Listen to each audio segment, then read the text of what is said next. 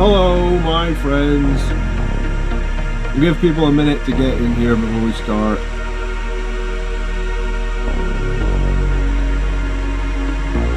It's a dramatic thumbnail. Deal with it.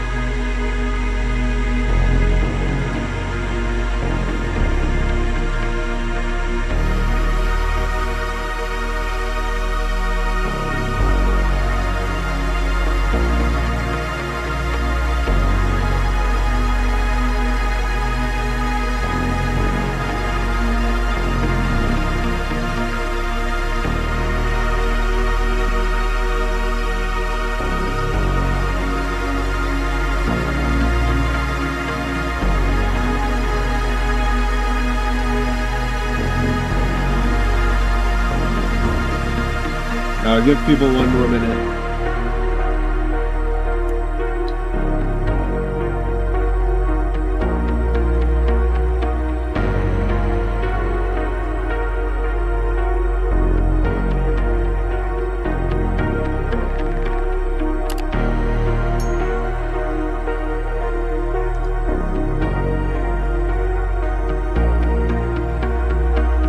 It is the 41st millennium.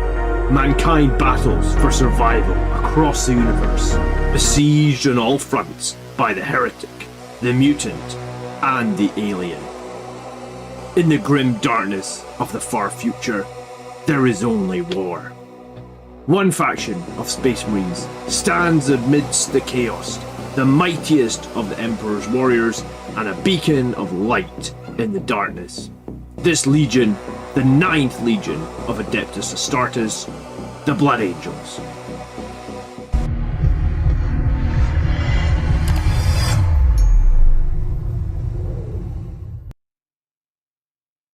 Alright, good evening, good afternoon, good morning, wherever the hell you may be.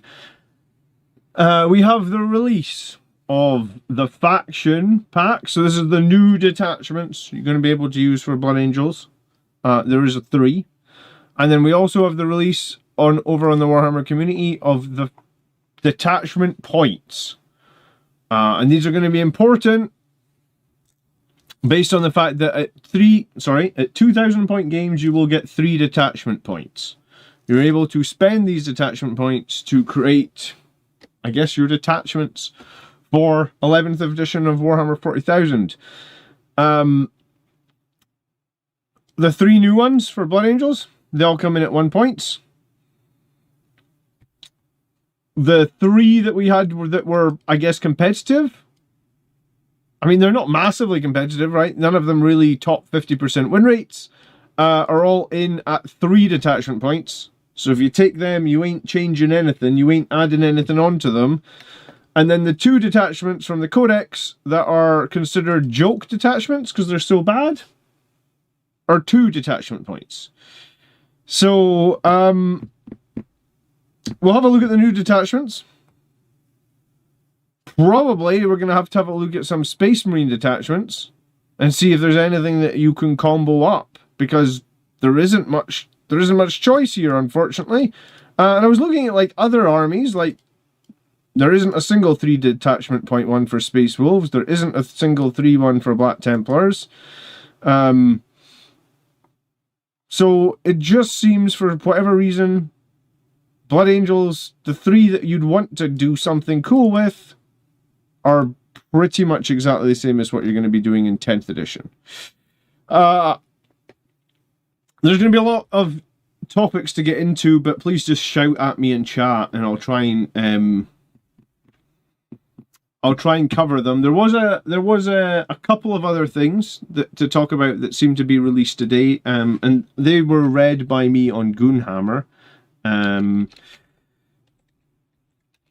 I'm only just home from work, or I've been home from work for a few minutes, but I've just put the kids to bed, so I haven't had a whole lot of chance to digest all this yet. So this is going to be very raw.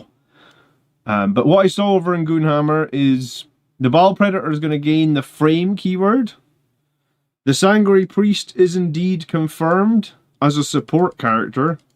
That's good. We really needed that. The Death Company Dreadnoughts driven by Fury is now a surge move. That's fine. Death Company Marines with bolt rifles. Does anyone care about these? The Visions of Heresy ability gets a couple of wording tweaks to bring its charge CP reductions for Overwatch and Heroic into line with 11th edition. Sure, I mean, I can't imagine that we will see a switch of people actually playing Death Company with bolt rifles. And then the Sanguiner is also going to get a couple of changes, I guess, because probably just can't ever arrive in turn 1 now. So these were the changes that were written over in Goonhammer. And then there's a change to Armor of Contempt, saying it basically lasts until the attacking unit has finished its attack. So it's only going to be lasting for like 1 single activation, same as it does at the moment. And then a couple of enhancement changes. I think to prevent like the 3-inch deep strike, because you can't do that anymore. We lose the Lieutenant with the Priest now. Oh, because the Lieutenant is also a support character? Okay, so you can't have lethal hits and fall back and charge and the Priest as well. Maybe the Bolter Death Company get dropped to 30 points. Maybe if they got to drop to 30 points, someone might play them, but I wouldn't hold your breath. They are that bad. I don't know if I would take them if they were 30 For the points. Emperor! For the Emperor, Cambo. You get another chance for your Storm Raven. Do you know what? I thought the Storm Raven was going to be Legends. I suppose we'll have to speak about the Space Marine stuff. We're going to be live for a couple hours. There's a lot to digest. But, like, my overwhelming opinion was, like, you can't now play any of the 3 detachment point detachments in 1,000 point games, as far as I'm aware. Someone correct me if I'm incorrect there, but I think you only get 3 detachment points in 2,000 points. So that means in any tournament less than 2,000 points now, you cannot use any of the good Blood Angels detachments. That's not great. And also the fact that you can't do, like, all these detachments have weaknesses, right? And, like, I thought the whole point of the new system was you were going to be able to mix and match and, like, get around some of the weaknesses. Well, you're not doing that if you're using these new the new detachments. Should we start with the new detachments and look at what they actually are? That's probably a good place to start. Please do leave a like on the stream if you enjoyed tonight's stream. Oh, we've got 100 people in the chat already. Cool. That's nice. And yeah, if you're new here and you want to see weekly Blood Angels content, please do consider subscribing. So they kind of previewed these a little bit on Warhammer Community. Obviously, you can go there now and you can download them. We got cooked, says Excel 3664. Yeah, I mean, I really question who plays Blood Angels and comes up with these rules. Legacy of the Grace, or Legacy of Grace, is the first of the 3 new detachments. Friendly Blood Angels infantry characters have +1 to advance on charge rolls. Cool. This detachment has the Grace tag and cannot be taken with another Grace detachment. And units in your army can include Blood Angels units. I was thinking about this, and bear in mind, I haven't had a whole lot of time to look at this, because I literally put my kid to bed 10 minutes ago when this came out at like 5 o'clock, and I don't finish work till 5:30. I was thinking to myself, like, +1 to advance and charge is great, but can this actually combo with any detachment that lets us advance and charge? Because I feel like it maybe can't. Maybe there's a 2 DP detachment that I'm not thinking of that gives advance and charge, but I'm like, not sure.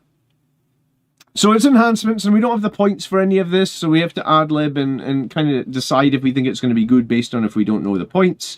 You can give us Psyker, anti-monster vehicle 5-up, and you can re-roll damage rolls. So our Psyker with our super unreliable D3 damage can re-roll that D3 damage. Cool. And he has anti-vehicle monster 5-up. I mean, I guess that could be good for a smite. But, yeah, I guess it could be good for a smite. It's kind of average for a power sword. I suppose it'll depend on the points. It's not the worst enhancement ever. It's fine. And then the other one, I'm just going to call it Aura of the Angel. We managed to give a unit -3 detection range. I feel like that's like a very niche pick. You're going to have some points left at the end of a list. Maybe you put in that. Even Stormlands. Yeah, I think I looked at Stormlands, right? And I think Stormlands was 3. Yeah, so all the... So like, I'm like, what can we even combo +1 advance and charge with? Like, is there any detachment we can actually combo this with to get advance and charge? That's kind of where my facepalm on the thumbnail came from. Because I'm like, I don't think there is. I'm probably missing something. There's probably a 2 DP detachment that I'm not thinking of. It's been a while since I looked at all these Space Marine ones, but I did try and think, and I just can't think, right? If someone knows which detachment that could actually combo with, the Librarian detachment, maybe? Maybe. But then, Librarians can't have jump packs, so you'd want to be using that on a jump pack character, surely. Right? You'd want to get the extra movement on a jump pack character. They're buffing Librarian, but taking away the Librarian Dreadnought. Yeah, I mean, you're right. You're right, Rhodey. Anti-non-vehicle. Oh, sorry, I read that wrong. Why is the non lowercase? Or why is the non not in bold? Okay. So I guess it's worse than I thought. I thought it was going to let you actually kill monsters and vehicles. No, you're gonna do beasts, infantry, mounted, swarms. Yeah, okay. It's not. I thought it was going to be good. No, it's even worse. Okay, cool. I don't think that's great. Non-monster vehicles. Fine. That's a bit backwards, but cool. The enhancements. In your shooting phase, when a friendly Adeptus Astartes character unit is selected to attack, or your fight phase, get lethals or sustained 1. I mean, that's not horrible. I suppose if you have a unit of Sanguinary Guard in this detachment, they already can have spears to get lance, so you can give them lethals or sustained 1. That's pretty good. Soul Darkened Fury. In your opponent's movement phase, when an enemy unit is selected to make a fallback move, that unit is engaged with a friendly Adeptus Astartes character that target on the Adeptus Astartes character. When the enemy engaged with the unit select to fall back, they must make a Desperate Escape test with -1 to the hazardous rolls if that enemy is battle shocked. So Desperate Escape, I think, is take a mortal wound on 1s and 2s.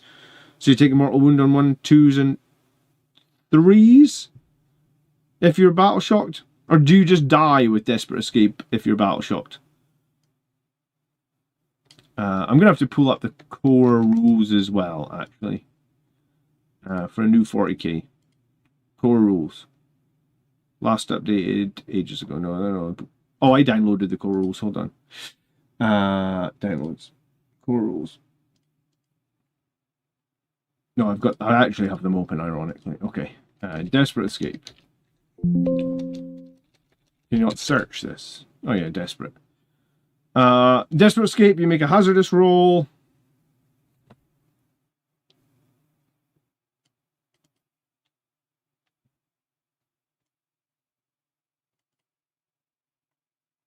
I don't think that's what we need.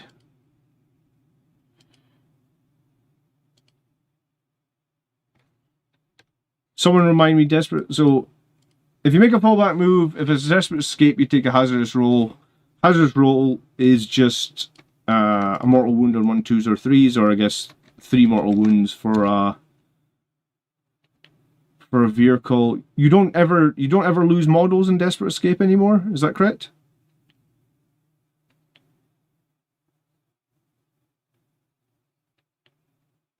Chat, help me out. Do models ever die in a desperate escape now, or is that gone?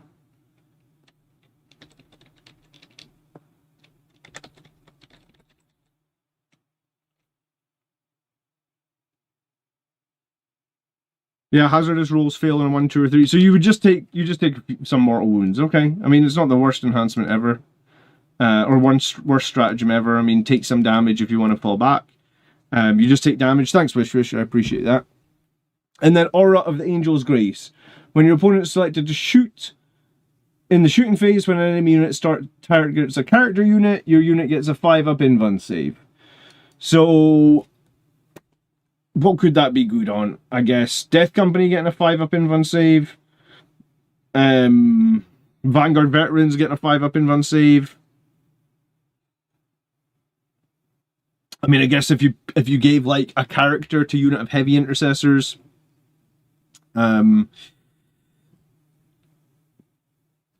So Legacy of Grace, what does this detachment do in a nutshell? It gives you +1 to your charge rolls. I mean, +1 to advance is pretty rubbish if we don't have a way to advance and charge. It gives you lethal hits or sustained. That's kind of fine. It makes it a little bit more difficult to fall back. You have a 5-up invuln save. I mean, it's not the worst for 1 CP. I guess the question is, what can you attach it to? Aura of the Angel's Grace is cracked for a Sanguinary Priest unit. Here's the thing, right? The Sanguinary Priest has been confirmed, and I might be in like left field mode, because when I started reading the first post where I was like, our original detachments are all 3DP, and there's no. There's nothing fun you can do with those detachments. That might be harsh, but we've been playing those detachments for 3 years, give or take, right? So it's like, I was hoping for something new. I was hoping to take Liberator Assault Group and attach it to something new to give it an extra level of spice, or take Angelic Inheritors. Because, like I said, Liberator Assault Group's quite one-dimensional. Your shooting sucks in that detachment. Angelic Inheritors, your melee kind of sucks, because you don't have any real... Unless you're going to take a shitload of chaplains, your melee's kind of underpowered, you don't have bonus attacks. So all these attachments have weaknesses. In Rage Cursed Onslaught, there's no way to get fallback, right? Once you're in combat, you're stuck. You can't fall back in that detachment and charge ever. It's bad. So I was hoping to get a detachment that would let me combo up and do something fun together. But when I read that all 3 of those are 3DP, my mind went into like, so what can we do with like the Sanguinary Priest being a support character? So we can add a 5-up Feel No Pain to all the units the Sanguinary Priest attaches to, right? Which is a decent number of units. I don't know if they are changing that. But we do also know that the Librarian is going to be a leader, right? We know that the Librarian's in the datasheet that came out last week or whatnot. He's a leader.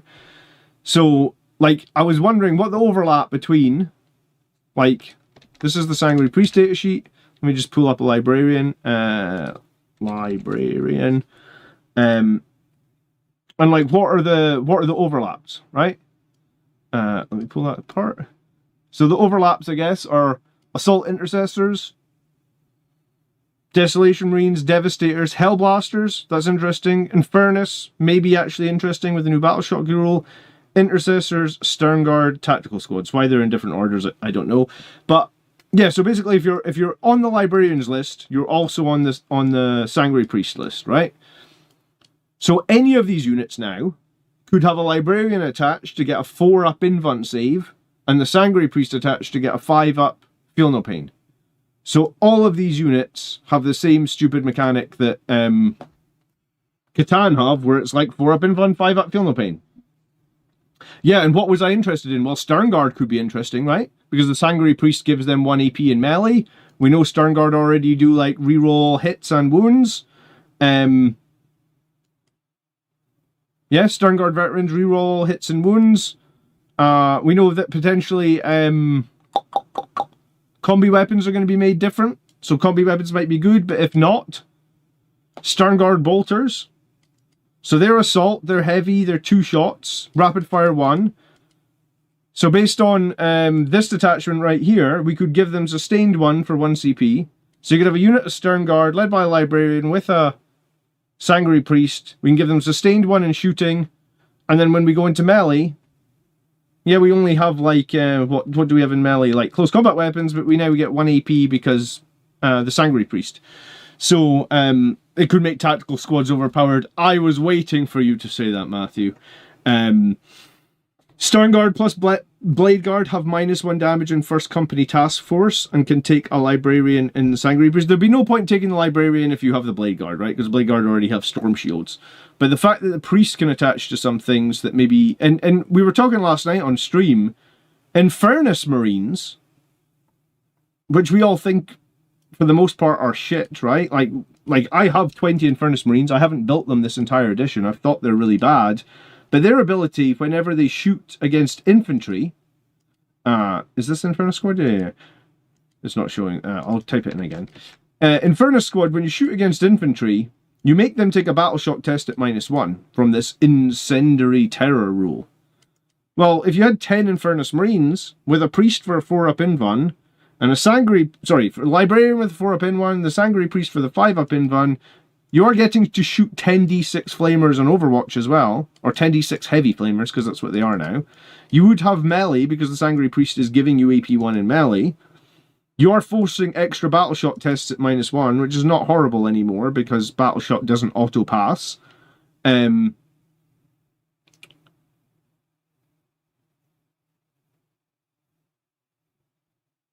think I had somewhere else I was going with that, but I think we're starting to think that, like, maybe we're going to have to think outside the box, right? Like, I guess my point is, like, if our 3 main detachments have no flexibility, which they don't, unfortunately, we might have to start thinking outside the box here, right? Can the Sanguinary Priest add a chaplain to the Blade Guard? I think so. I think the chaplain is a leader. So you would be able to get the Blade Guard with +1 to wound all the time and a Sanguinary Priest attached all the time. That is a crazy good squad. The only issue with that squad is that they don't fit in an Impulsor. Would the Infernus Marines trigger the Battle Shock in Overwatch? They would not trigger the Battle Shock in Overwatch because the rules will say something along the line of in the shooting phase when this unit makes a shooting attack, right? For some reason, every time I reload that, it doesn't work. In the shooting phase after the unit is shot. So you wouldn't be doing Overwatch in your opponent's shooting phase, would you? That usually means you're shooting. Yeah, sorry, it says right there, your shooting phase. My brain is farting. Okay. Alright, Legacy of Grace. Fine. That's the first attachment we're looking at. What do I like? I like lethal or sustained. I mean, I guess giving a 5-up invuln to the Squad of Death Company is not the worst idea in the world, but overall, the Lords of the Blood Angels blaze bright with nobility during the darkest of battles. If this could have been attached to Liberator Assault Group, I think this would have been really good. Because you would have been able to get +1 to advance and charge in Liberator Assault Group, and you'd be able to get sustained hits in Liberator Assault Group, both shooting and melee. This would have been crazy good. This could have pushed Liberator Assault Group maybe above 50% for the first time, you know, because it's been really hovering.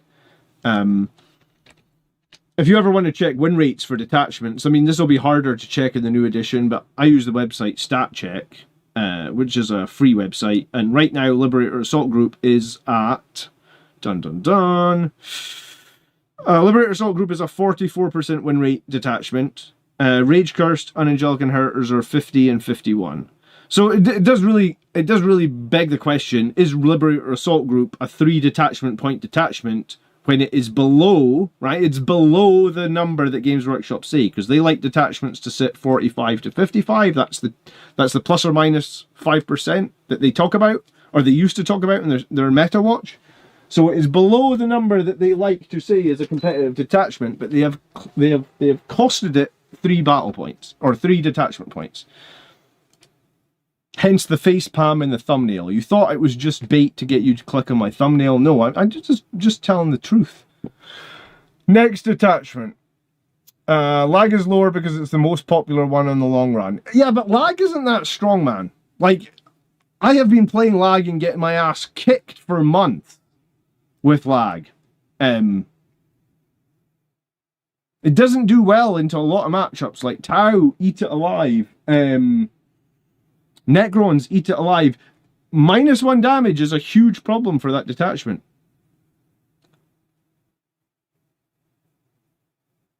Is that lag's fault? No, it's my fault for being a bad player. You know, alright. Alright. Incarmite Spear Tip.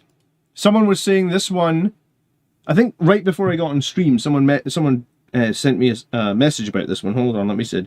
They said, Angelic Host plus Incarmine Spear. So, just before we look at Incarmine Spear, let me remind myself what Angelic Host is, because it's one of the Codex attachments that I literally wrote off Angelic Host. You can obviously see on stat check, nobody plays Angelic Host at the moment. Like, you know, there was, I don't know, let's see how many Blood Angels players. 27, that's 100 and some. So, like, there was like 230, like 200 plus Blood Angels players this weekend. Literally nobody played Angelic Host. So let's remind ourselves what Angelic Host is. The Angelic Host. Jump back units from your army, and so you're going to get to lift up in a strike force size battle. You're going to lift up 2 units every turn, and then you can put you 2 units back into strategic reserve. Sure. You can give one character an anti-chaos 5-up and lance. It's fine, 15 points. One jump back model only. You can make a normal move when an enemy finishes within 9. That's pretty useful. It's the bearer's unit, not just the bearer. You can improve the AP of the bearer's weapon by 1 and give him a 2-up save. It's a lot for, you know, it's not much for 20. I was going to say it costs a lot, 20 points. And then a jump pack model only in the battle shock step of your opponent's command phase. Each enemy, excluding monsters and vehicle, so the enemies have to take double battle shock tests if they're okay. And we have 6-inch deep strike. We have give a unit lethal hits and precision. I mean, lethal hits and precision is not too bad, especially on like Sangre Guard. You're not giving a character the precision, you're giving it to the whole unit. You can fall back and declare a charge and advance and charge. And shoot as well, excuse me. Angelic Sacrifice. You can force an enemy to make all its attacks against you. That's like the Sanguiner of last edition, I think. Or maybe Angelic Sacrifice could be used on any character last edition. A unit from your army that was just destroyed, friendly Sangre Guard, can then now reroll hits and wounds against them for the rest of the battle. That's not too bad a stratagem. I guess it benefits having lots of Sangre Guard and then Armor of Contempt. Okay, so that's what Angelic Host is. So someone texted me to say this with Incarmite Spear Tip is going to be good. So that obviously had an enhancement, or a stratagem for the Sangre Guard. Any unit that makes a kill, your Sangre Guard can now reroll hits and wounds against them for the rest of the battle for 1 CP. I imagine. Let me just reread that. How do you play that? Yeah. Okay. So they just any phase. The enemy kill you. So, Incarmite Spear Tip. When a friendly Sangre Guard is selected to make a fallback move, that move does not prevent the unit from being eligible to shoot or declare a charge. So, Sangre Guard have fallback and charge natively in this detachment. And again, it's just the standard. This is a Blood Angels detachment. Okay, the enhancements. A jump pack model only. When this unit is selected to fight, the unit's attacks have lethal hits or sustained hits. When the unit is selected to fight, the unit's melee. So it's not, you're playing it on a unit rather than a character. I think someone's saying Inceptors in the chat. So we could take a unit of 6 Plasma Inceptors, and they just have sustained hits all the time. Is that what you're thinking? I mean, you could put it on a Death Company.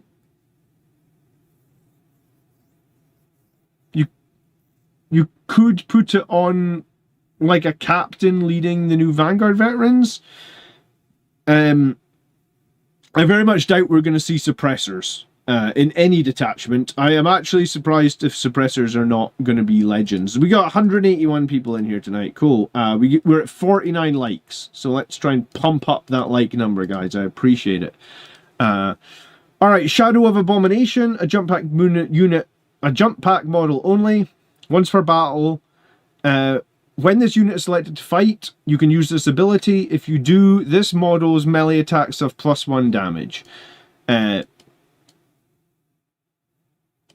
don't know if this is that great, to be honest. If it was the whole unit got +1 damage, then great. But because it's just the character, like most of our characters, like how many attacks you're going to have? You've got a jump pack captain. I think he gets 5 attacks. So it's good for +5 damage. You know, like we've got other enhancements that give like sustain 2 or sustain 3. They just seem much, much better.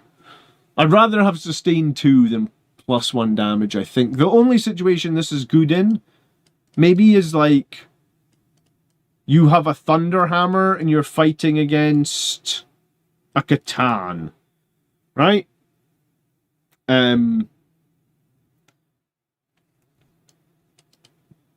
+1 damage on a jump pack character. I think the only character that you would use that on is I mean, you could use it on a chaplain, but I feel like it's got to be a captain with a jump pack. I mean, and he really doesn't have that many attacks. Because you really want your captain probably to have the power fist. Because if you're taking it in this detachment, if you're using this detachment, you're unlikely to have the +1 attack and the +2 strength, right? So I don't know if this is... I don't think this is that good. I mean, I think people think it's good because +1 damage finally lets us have a few units or few models at 3 damage.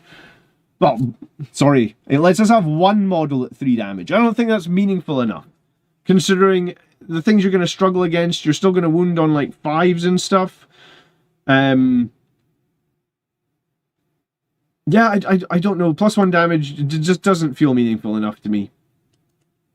I feel like because it's once per game, it could have been the whole unit. And then I think it would have been really good. I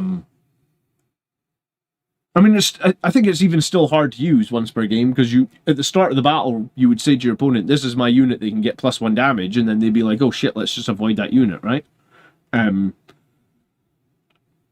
Okay, so Judgment of the Golden Host. In your charge phase, Sangre Guard unit from your army ends a charge move. Select one enemy engaged with your unit. Roll d6 for each model in your engaged unit. For each 3-up, the enemy suffers 1 mortal wound. So if you have a whole unit of 6 Sangre Guard plus a character, that gives you 7 dice. So statistically, you do 4.5 mortals, something like that. Something like that, I think. Oh, Bearded Coyote coming in with 10 gifted memberships. Dude, I appreciate that ever so much. Thank you, dude. Thank you. Everyone that just got a gifted membership, it's the perfect time. You get access to our members-only Discord room. Come join us. The launch of 11th edition is like 10 days away. So you're a member for a month because of the gifted membership. You can say thanks to Bearded Coyote. But no, thanks, dude. I really do appreciate the support. It's very kind of you. And do you know what? My bot didn't say, I have awoken 10 times. I finally fixed it. So it doesn't spam the chat for the next 10 minutes. I think you might have to get the Discord link from the video description, Jason, because I turned off that old bot because, like I said, it would spam the chat when someone did like 10 gifted subs. I can put a Discord link in chat as well, though. I'll just do that right now. Actually, I'm in streamer mode in Discord, so I'll have to do it afterwards. Okay, Inexorable Valor. When your opponent's movement phase, when an enemy unit that was engaged with a friendly Sangre Guard ends a fallback move, if that Sangre Guard is unengaged, that on the Sangre Guard, that unit can make a normal move of D3 plus 3. Okay, so this is pretty cool. So if the enemy falls back from your Sangre Guard, you can move between 4 and 6 inches. Bear in mind, your Sangre Guard probably led by a captain, who's probably giving you a free stratagem every turn. So assuming that you don't blow your free stratagem to do extra mortal wounds, I mean, most of the time if you charge an enemy with a 6 Sangre Guard and a captain, they're probably doing enough killing. Maybe the Catan are the exception. Maybe you do blow that against the Catan because you need every point of damage to get the Catan off the board. But if you don't do that, you can move potentially up to 6 inches when they fall back from you. Maybe that lets you get behind cover. Maybe that lets you make a charge from another unit difficult. That's actually pretty good. Reactive moves are a pretty powerful thing. Because it's not D6, right? It's D3 plus 3. You know that you're always getting 4. So I like that quite a lot, actually. Because I think in the next detachment we're going to talk about the advance and charge for like a D6, which I think is terrible. So D3 plus 3 movement is cool. Did you have a question, Bearded Coyote, or were you just being super generous with the super chats? Blinding blurs of vengeance. That's a tongue twister. Your opponent's shooting phase, when an enemy unit targets a Sangre Guard unit, your Sangre Guard unit gets stealth. Okay, stealth is basically just the benefit of cover now, if I'm remembering correctly. So basically, if your Sangre Guard one of the biggest problems with Sangre Guard actually is like, you usually have to jump out into the middle of nowhere, right, to kill an opponent's unit. And then when you kill the opponent's unit, you're sitting ducks essentially at that point. You're sitting in the middle of nowhere, and you're just going to get obliterated in the shooting phase. No, you're just being generous. No questions yet. All right, I'll keep an eye out for your question. Thank you so much for the gifted subs. I appreciate it. So yeah, one of the biggest issues is you're sitting in the middle of the board, just getting shot to Kingdom Come, I guess, right? Because Sangre Guard aren't that durable. They are just toughness 4, so a lot of stuff wounds them really, really easily. So stealth makes them -1 to hit.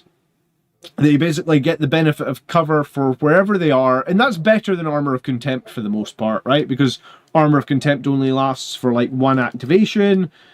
Stealth is going to last, I assume, for the entire phase. Your opponent's, when an enemy unit shoots at the Sangre Guard, that unit has stealth. Yeah, so in your opponent's shooting phase, when an enemy targets a friendly Sangre Guard unit. So the second they target them, you play it, and then that unit has stealth. So I assume that lasts till the end of the phase. It doesn't specifically say. They normally say how long they last. What's the verdict on this one, chat? I haven't played 11th edition yet. It's lasting to the end of the phase? What do we say? Kevin says, yep.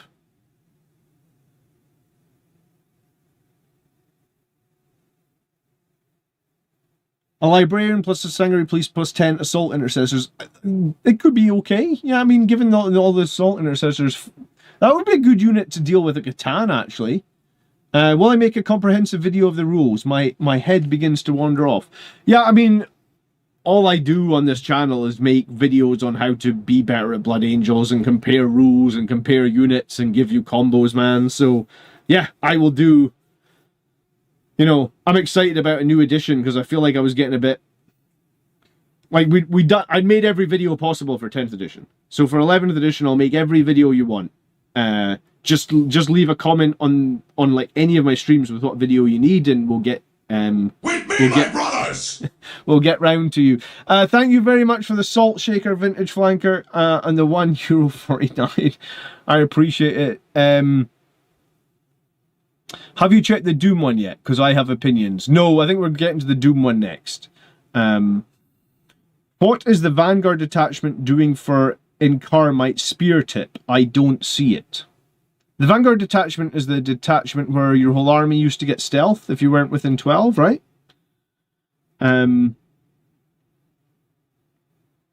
Yeah, so I think, and Carmite Spear Tip seems not too bad, right? Like, give any jump pack unit you want, lethal hits are sustained. That could be cool. Give the Sanguinary Guard mortal wounds at the end of their charge. Give the Sanguinary Guard a reactive move. I mean, this is basically the Sanguinary Guard detachment, but you get to... But the jump... You know, the enhancements can go in any jump unit. So if you're going to run... And not many people do run at the moment, 18 Sanguinary Guard. But if you really wanted to just do 18 Sanguinary Guard with 3 captains, then this wouldn't be the worst idea, right?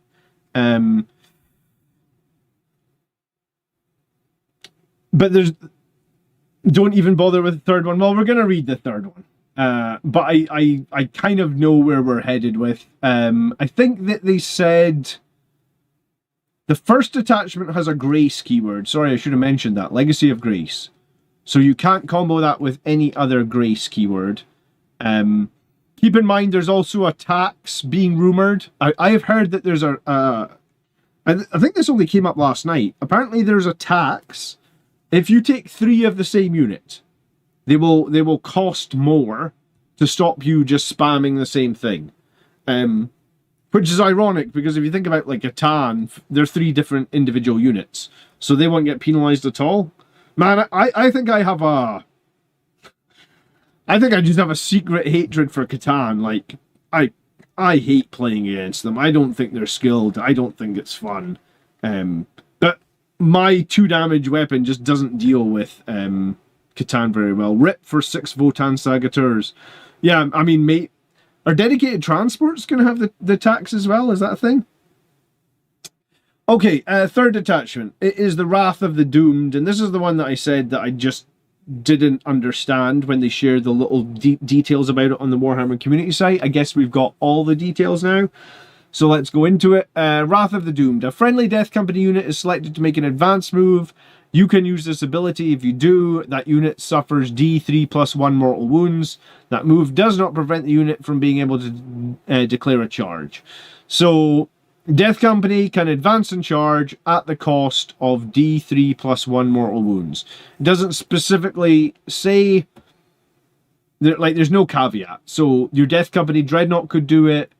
A Death Company Captain could do it. A Death Company unit on foot or with jump backs could do it. The unit that would probably benefit the most, ironically, is the Death Company on foot, because they can take sustained hits if they're not at full strength. Right now, the Death Company on foot get played by very few people. I don't think they're a very good unit at all. I have to look at them. They're just Death Company Marines.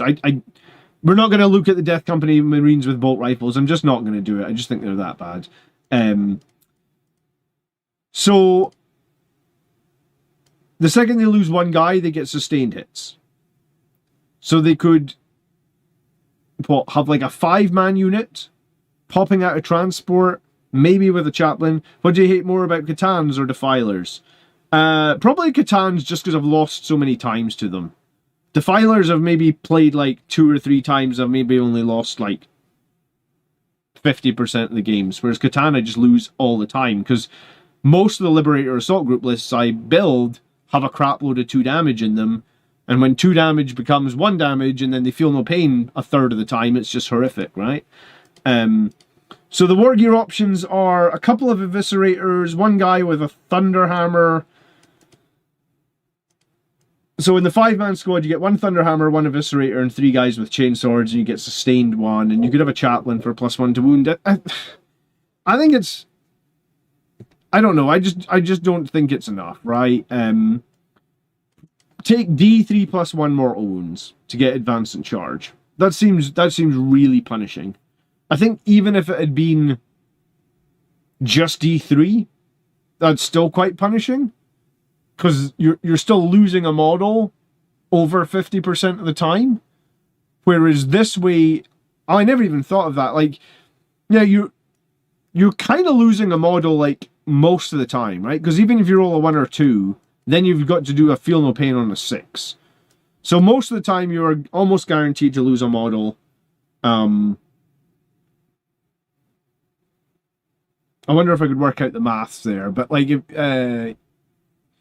I think there's only a 14% chance you wouldn't lose a model, because you would roll a 1 or a 2, and then you would roll a 6 for the feel no pain, so you would only take 1 mortal wound. Maybe it's slightly higher, so there's like a 20% chance you're not losing a model to get an advance in charge. Death Company die really, really fucking fast. Like, they're one of the units that die like the fastest in this game, because they're always out in the open, they're always trying to make charges. The like button is broken. No, people are just lazy, or people just don't like me, Jason. It's okay. I get it. Alright, the enhancements. A Death Company model only. When you target this unit with Heroic Intervention, you can do it, and it costs 1 CP less. So, kind of the same as, like, the regular captain, reducing the CP cost by 1. It's an okay enhancement. I guess if you've got points left, you could give it to somebody. I don't think it's massively meaningful. And then the other enhancement, I think the reason I don't think it's massively meaningful is because it's hard to predict before the game which unit is going to need to do a heroic intervention, right? And Death Company are typically just jumping out and charging to their death. They're not hanging back behind walls trying to heroic intervene. That's more the job of the Sangre Guard, at least in my lists. So I think it's a nothing enhancement almost. And then Death Company model only. That model's melee. This model's melee has +2 attacks. The only Death Company model you could give that to is the Death Company Captain, I think. So he could have 7 attacks on his Power Fist. I mean, considering a bunch of other chapters or a bunch of other enhancements are like Sustain 2 or Sustain 3, +2 attacks, it's kind of average, right? What about the Dread? Could he take it? Good question. Good question. I don't know. Could the Dread take it? He is a Death Company model. You don't... Enhancements it doesn't say Death Company character, so I think, maybe? Yeah, I think you're maybe right, Richie. Maybe the Death Company Dreadnought could actually finally have a meaningful number of attacks. Wow. Could he? You could go up to 8 attacks. There might be a reason to run him. If you play the 10-man Death Company on foot, you would want to max... Sorry, if you would play the Death Company on foot, you'd want to max out the 10. Probably. Just not too many people play 10 Death Company on foot. And I would say they're... How do you, like... I don't think it's worth taking a transport for 10 Death Company on foot. And there's only a few transports they fit into. Does the Death Company Lost Brethren and Detachment make the Death Company Dreadnought battle line and give them 2 OC? I have no idea. Let's look at that in a second. Why would it give them battle line and OC? I think... God, it's been... Lost Brethren.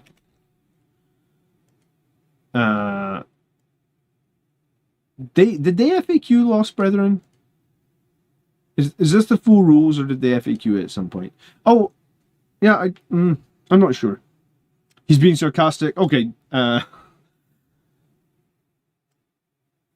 Alright, when a Death Company unit is destroyed 1 CP, that enemy unit is now hated, and friendly Death Company units attacks now have +1 to wound. I feel like it could have probably been the whole army, because only Death Company is quite limiting. And I think most of your Death Company are going to be led by chaplains to give them +1 to wound anyway. So I feel like this is a nothing enhancement. You know, I think Tau have an enhancement like this where you kill any Tau model, and they just get to reroll all hits and wounds against you for the rest of the game with everything they've got. So this one seems a bit weak. No barrier to retribution. When your movement phase or your charge phase where a friendly Death Company Dreadnought is selected to make a normal, advance, or charge move, Your Death Company Dreadnought has the keyword mobile, and I believe mobile means he just moves through walls. They just hate Death Company. Yeah, Death Company don't actually have a box still. Like, you go to the Warhammer website, there's still no box to buy. Death Company, I guess, just are a bit abused as of late. The Death Company Dreadnought being able to move through walls, though, is quirky. Maybe a little bit good. I mean, I guess if you give him +2 attacks, it might not be the worst thing in the world. Hide the Death Company Dreadnought next to terrain. He bounces through. He takes some mortal wounds, because you can do that to get advance and charge. I think my record for viewers was like 400 concurrent when the 10th edition Blood Angels Codex came out. So, but 238 is really good. I don't normally get over 100 viewers. Alright, Rage-Fueled Response, the final one. In your opponent's shooting phase, when an enemy unit has targeted a friendly, unengaged Death Company unit, that Death Company unit gets a surge move of up to D6. I feel like this is so niche, right? Like, because if it was a flat 6 or something, it might be good. Remember, with the surge moves, there's like stipulations on a surge move. Like, you have to move towards the closest enemy. You can't do anything too janky, I believe. So, let me see if I can just pull up surge.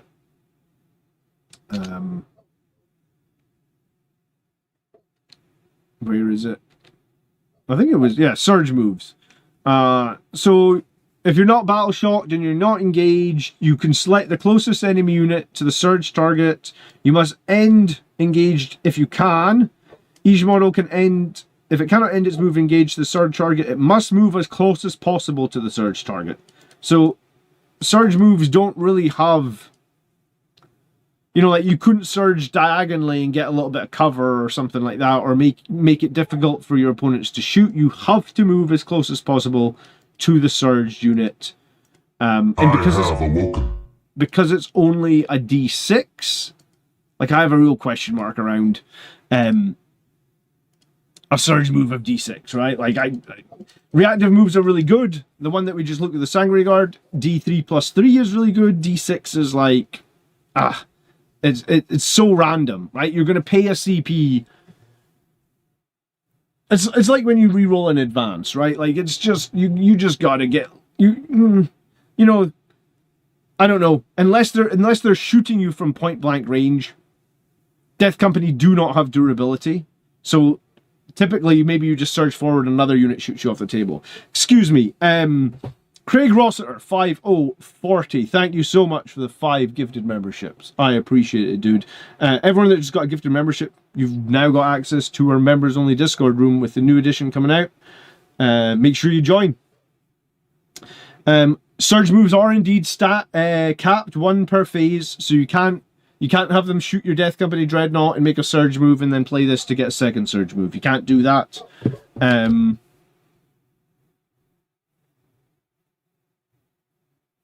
And I was going to say, the detachment that lets you get that 5-up Feel No Pain on the Death Company Dreadnought, you can't even have. That's Rage Cursed, right? You can't combo this with Rage Cursed. So unfortunately, probably the only detachment you're comboing this with is Lost Brethren. And we just, again, you know, like, if we talk about like tournament play at the moment, literally no one's playing Lost Brethren. You can see here, like, this weekend, not a single player out of the 200 plus Blood Angels players played Lost Brethren. And it's going to be a while since I played. So Lost Brethren's enhancements are like, a character can do like a melee grenade on a 4-up, 6 dice. A character can come back to life. Death Company. If a character is killed, all your Death Company models get +1 to hit. Well, most of your Death Company models reroll hits, so how good is +1 to hit? And a Death Company model once per battle at the end of the fight phase. Well, you can fight twice on one character. That's not the worst thing ever. Bloodlines, thank you so much for the $20 super chat. To the skies. Eat bolt gun. The enhancements, you get sticky objectives. You get, it's been ages. Roll d6. Oh, you get 4 up fight on death, and yeah. You can also Armor of Contempt, whoop-de-doo. You can advance and charge. Oh, you can actually... Alright, that's ironic. In your movement phase after a Death Company unit from your army advances, until the end of the turn, you're eligible to declare a charge in a turn which it advanced. So if you were going to combo... This is moronic. If you were going to combo Lost Brethren with this detachment, you would just pay the CP to advance and charge without taking any mortal wounds. Because that's literally an option for you. Why would you take up to 4 mortal wounds when you can take 0? You can give weapons hazardous to increase your attacks, strength, and AP by 1. I mean, that's not horrible. And then when you pile in, you can move D3 plus 3 as well. And if you've got a chaplain close, you can move 6. Okay. My verdict on Wrath of... Do we know if Lost Brethren is going to get the Doomed keyword? Or are we going to get more smaller detachments with Doomed? Oh, someone's saying that in chat. Azakam says we don't know if Lost Brethren get Doomed. This seems like a very throwaway detachment for Death Company. Like, I think the only thing I would do here, like, if I got to the end of my list and I had, like, another detachment that's 2 DP and I was playing a 2 DP list, I might pay 1 DP for this to take, like, a Death Company Dreadnought and give him +2 attacks, and then he can move through walls, and he can advance and charge and take some mortal wounds. But beyond that, this detachment seems very... Yeah, I'm not loving it. So, there's some rules updates on page 9. Let's check out the rules updates. Page 9. I think this is maybe some of the stuff that I said at the start of the stream, but let's just make sure we go through it correctly. Okay, so Angelic Host, Lost Brethren, Liberator Assault Group. We know that they have to contain Blood Angels models and not models from any other chapter. Angelic Host, Lost Brethren, Liberator Assault Group. Armor of Contempt stratagem has changed, so each time it makes worsens the AP by 1, but just for a while until the attacking unit is finished. Angelic Host got a couple of changes, so if your opponent's movement phase of the enemy ends a move with an 8, and not with an engagement range, you can make the D6 move. So it used to be 9, now it's 8, fine. And when you're in your movement phase after the jump pack unit from your army advances or fallbacks, until the end of the turn, it's eligible to shoot and declare a charge in which it advanced or fell back. Fine. And Descent of the Angels, that's what I said. You will no longer be able to deep strike within 3, you now deep strike within 6. So there's no more...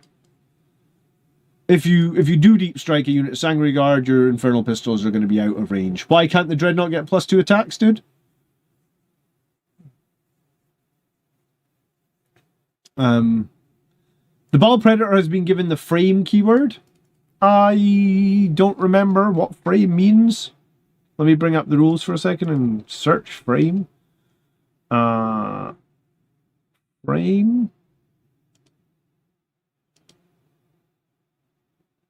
Models without a base are rotated on their central axis. Okay, is that all that frame means? You're just rotated on your central axis? Or is there something else? Frame. Some monsters do not have bases. Many of these are monsters and vehicles. Such models have the frame keyword, as do other large models. When a rule refers to a model's position in relation to anything else in the battlefield, e.g. when measuring distance, if the model has a frame keyword, unless otherwise stated, measure to and from the closest point in the model. Okay, so we just draw distances to any point on the model. The closest point is fine. And when rotating a frame model as part of a move, if the model does not have a base, you turn any amount on its central axis, and you have to keep it upright, so you can't turn it on its side or some bonkers. The +2 attacks was listed as an enhancement, not an upgrade. All right, upgrades are needed for going on tanks, and if they're listed as an enhancement, they can only go on the captain. All right, thank you. Well, that detachment sounds even worse now. So that's my mistake. yeah, I guess if you are... so Blood Angels didn't get any that were listed as upgrade. So if they're listed as just an enhancement, they have to go on like a character. I guess I've seen some other ones that say like upgrade. And I guess if this had said upgrade, it could have gone on the Death Company Dreadnought. Unfortunately, it does not say upgrade. So yeah. So the Sangre Priest has been confirmed. He's no longer a leader. He's support. I mean, that is cool. That's probably the biggest win we've got from this. Because the Sangre Priest now can attach to lots of units. And he doesn't stop you attaching other strong leaders. So that's something. Day 9000 of asking for some kind of Black Rage or Death Company keyword for Astrath and Lamartes. Yeah, I mean, they would love to have the... I mean, those characters don't have the Black Rage. Well, Lamartes apparently does. But Astrath doesn't. But yeah, no, I get you. Like, they should get the rules from the unit, I think is what you're asking for. The Death Company driven by Fury on the Dreadnought in your opponent's shooting phase when an enemy is shot. If this model lost a wound as a result, this unit can make a surge move of d6 plus 2. I mean, it's cool, but remember, you only make the surge if you're not battle shocked. And can the priest get a jump pack? No. Not right now, not that we're aware of. And those surge moves are difficult to utilize because you have to end closest to the closest enemy model. I think it says as close as possible. So when you're making a surge move, you do not have any control over that movement, right? So, like, you can't be like, oh, there's a piece of terrain here, so let me use my 8-inch surge to, like, wander into the terrain. If it's a millimeter closer to be out of the terrain, you're out of the terrain, right? Death Company Marines with bolt rifles, change this to they can reroll charges, and when you target this unit with fire, overwatch, heroic intervention, it's -1 CP. Do these things stack? So if you had Death Company Marines with bolt rifles and you had that one enhancement that makes heroic intervention -1 CP, would it potentially make your heroic intervention -2 CP? Can you stack that? I don't remember them specifically saying you can't. But I don't know, like, if the data card is -1 CP and the enhancement is -1 CP, they specifically said you can't stack it somewhere. The Sangre Guard, obviously, they now hit on 2s, we know that. The Spears now get 4 attacks. They change the first and second bullet to any number of models can have their blade replaced with a spear. For every 3 models, 1 bolt gun can be replaced with an Infernal Pistol.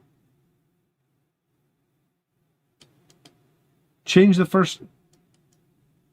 For every 3 models, 1 bolt gun can be replaced with an Infernal Pistol. I thought that was the rule that we already had. But it does look like you can mix units now. So if you wanted a unit with 3 blades and 3 spears, you can do that. I'm going to have to look at the Sangre Guard data sheet. Like, I thought it was already you just got 1 pistol per 3 guys, right? War gear options. For every 3 models, 1 bolt gun can be replaced with an Infernal Pistol. Any number of models can have their blade replaced with a spear. So what? Something changed there? These are old. All right. Okay. Cool. I thought they usually highlighted things that were old in different colors, right? And Jealous Bolters having -1 AP when? Yeah, I mean, they need to have -1 AP. They're terrible. Look at the pistols that the Victrix Guard got. They're really good. They're like 2 shots, 2 damage, -1 AP. So the Sanguinaur's ability did get changed. Once per battle, at the end of your opponent's charge phase, excluding the first battle round. I think that was probably the change. You can't do it in the first battle round anymore. You can select 1 enemy that made a charge move this phase, and then you can ingress move, and it must be set up in engagement range. So the Sanguinaur is still going to have the quirk, where he can dive into combat after your opponent's charge. The problem is he's no longer fighting first. So if your opponent made a charge move, they can just turn around and throw all their attacks into the Sanguinaur. He isn't that durable. Toughness 4, 7 wounds. So, I mean, he can mess up charges because if the opponent's daisy chained out, he can make it more difficult for them to pile in, but his fight first ability, he's much weaker. He needs... What is he at the moment? Like 130 points? He needs to be like 90 points now. Like he's a lot weaker. Death Company Captain with jump pack, Death Company Marines with bolt rifles, Death Company Marines with jump packs. These guys all got changed. They got changed a while ago. So if there's a friendly Blood Angels character within 6, they get some OC. Otherwise, it's a chaplain within 12. So that's pretty much the same. Okay. So where we're at then, we've looked at the 3 new detachments. Unfortunately, they don't combo with any of the 3 that we're probably playing at the moment. Hello, Highland Phoenix. Good evening. You're always late to the streams these days, dude. Lost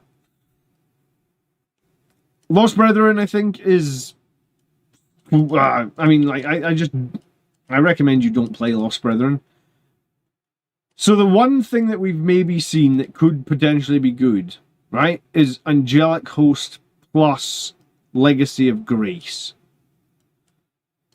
Someone said Spear Tip plus Angelic Host. Why would Spear Tip be good with Angelic Host? I mean, Angelic Host does have advance and charge, right? I think I just read that Angelic Host had advance and charge. So that would be at least something.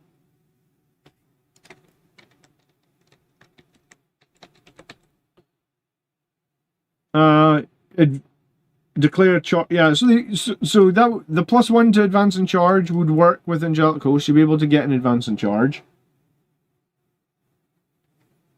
The Psyker enhancement is pretty bad. The -3 detection range seems questionable. For 1 CP, in the shooting or the fight phase, give a unit sustained hits or lethal hits. I mean, you've got a very similar stratagem in Angelic Host where you would give lethal hits and precision, right? Like, so you could give 1 unit lethal hits for a CP, and somewhere else on the board you could give another unit lethal hits for a CP. That's not the worst thing in the world. If the enemy tries to fall back from your characters, you can force them to take a desperate escape. It's minor, and then you can give a unit a 5-up invuln. I mean, I guess that's okay. Angelic Host plus the Spear Tip one to go all in on Sangre Guard might be okay. I mean, these 3 stratagems for Sangre Guard actually do seem pretty good. Potentially as well, you could give like a unit of Plasma Inceptors.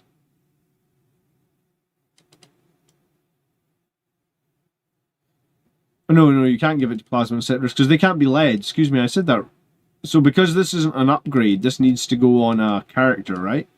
Because it would only be allowed to go on Plasma Inceptors if it said it was an upgrade for jump pack units.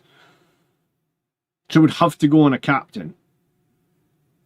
So potentially you have 1 unit of Sangre Guard that has lethal hits all the time. You have 1 unit of Sangre Guard, you can be a stratagem to get lethal and precision. And then you've got your 3rd unit of Sangre Guard. They can do mortals on charge though. But you're going to have to pay a tax for having 3 of the same unit. Because apparently there's going to be a tax on running the same unit multiple times. Freddy, hi everyone. Can we get a conversation on the new combos available for us? Librarian plus the Sangre Priest in Assault Intercessors will be nasty. Yeah, so the Librarian plus the Sangre Priest, like we touched on that a little bit earlier in the stream. Like every single option on the Librarian sheet, the Sangre Priest can also attach to. So any of these units here, you could give them both a 4-up save, a 4-up invuln save, and a 5-up Feel No Pain. So obviously, I was going to say, obviously, Matthew jumped in and said that tactical squads might finally be good, but let's be real, we're probably not fielding tactical squads. We could do maybe some Stern Guards. You could maybe even do some Infernus Marines. Hellblasters might not be the worst idea.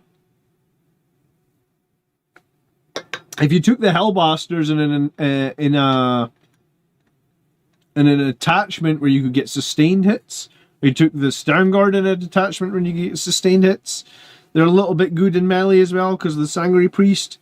Taxing running the same unit would be so dumb. I've heard a rumor of Protein Geek that they're going to tax you for running 3 of the same unit.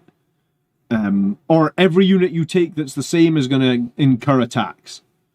I don't know about that. That's just the rumor that's been flying around, I guess. But yeah, I mean, Librarian plus Sangre Priest, right? If you just pick 3 units, cheap units maybe like 1 unit, let's just say 1 unit of Sternguard, 1 unit of Infernus, 1 unit of like Assault Intercessors, and you attached a Librarian to all of them, and you attached a Sangre Priest to all of them, you just have like 3 big blocks of 3 big blocks of 10 Marines, all with 4 up invans, all with 5 up Feel No Pains. There's quite a lot to chew through, right? All potentially with -1 to hit, because you just make sure they're all in cover. So I guess that we've kind of touched on all the Blood Angel stuff, right?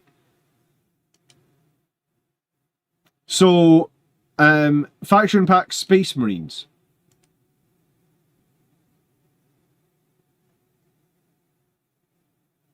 I haven't opened this document yet at all. So you're gonna have to bear with me, you're gonna have to keep me right in chat. Let's have a little look at Space Marines, because so things we could combo. I mean, let's be realistic. No one's going to be taking Wrath of the Doomed. If you are taking Wrath of the Doomed, let's just like you are braver than I am. Okay. Do you know what? I'll ask. Let's. It's kind of funny to let's do it. Poll in chat. Give me 1 second. I mean, this is a chill stream. I hope you guys are having fun. We're going to start a poll. Will you take Wrath of the Doomed? It's pretty simple poll, yes or no, right? I'm just saying that like I'm not taking it, right? Like the chance of me taking Wrath of the Doomed feels slim to none.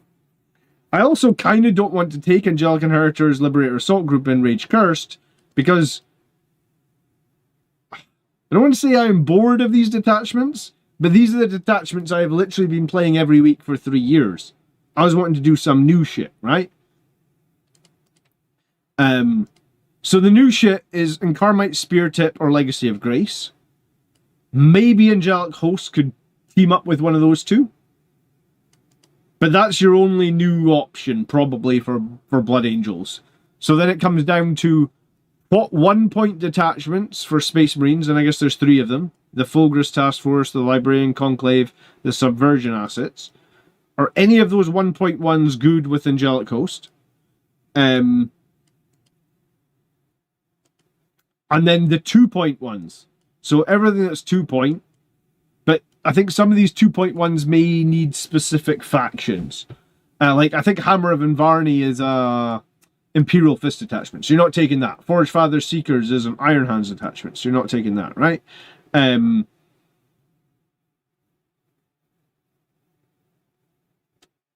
Emperor's Shield, I think, might be Imperial Fist as well. But so let's start by having a quick look at the 3 1.1s and see if any of those look like they could be cool to attach to Angelic Host. If anyone has opinions on any of the 2.1s that you think will be really good, now would be the time to put them into chat. And we'll look at them. But yeah, for anyone asking, probably on the channel over the next couple of weeks, we'll do a lot of brainstorming and we'll do a lot of diving in to see what we because here's the thing, there's got to be some combos in there. You keep ignoring Doomed plus Angelic Host. It has some really good combos. The Doomed detachment plus Angelic Host. Well, if you can see them, I can't see them. We need a Librarian Dreadnought back. Yeah, we do. It's a sad day when the Librarian Dreadnought went to Legends. We also do need Corbulo back. Unfortunately, he is in this faction pack as a Legends. I didn't actually check if Gabriel Seth was in the faction pack as a Legends. Let's check. I imagine he is. Yeah, poor old Gabriel. They don't even do him the decency of giving him a picture anymore. He's just a ghostly horror. Sad times. Okay. Yeah, so the Fulgris Task Force. This is the first new Space Marine one, and it's all about friendly land speeders, storm speeders of the 3 variants have speeder. Okay, so it's like a new keyword. They don't have speeder on their datasheet by default. That's strange. In your movement phase, speeders units can make an ingress move. Okay, so the speeders can all start off the board, and they can ingress in the first turn. So I guess the idea is that they're just jumping into the battle straight away. I mean, that's cool.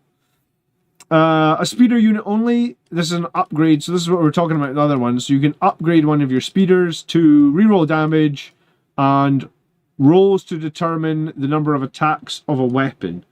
So I guess a speeder that has a flamer gets to reroll the number of attacks. I can't think of... I don't think any of the storm speeders have variable attacks. I mean, they maybe have variable attacks on like a rocket pod.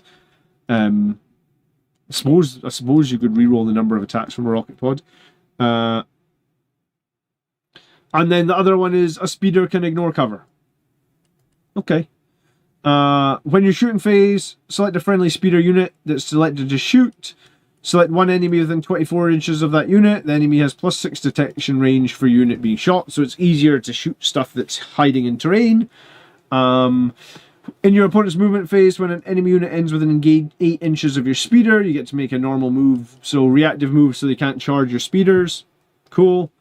And then anti-grav surge. At the end of your opponent's fight phase, you can pick up a speeder and you can put it back into strategic reserve. So I guess if you're going to run a bunch of land speeders, this could be good. It could be useful. I mean,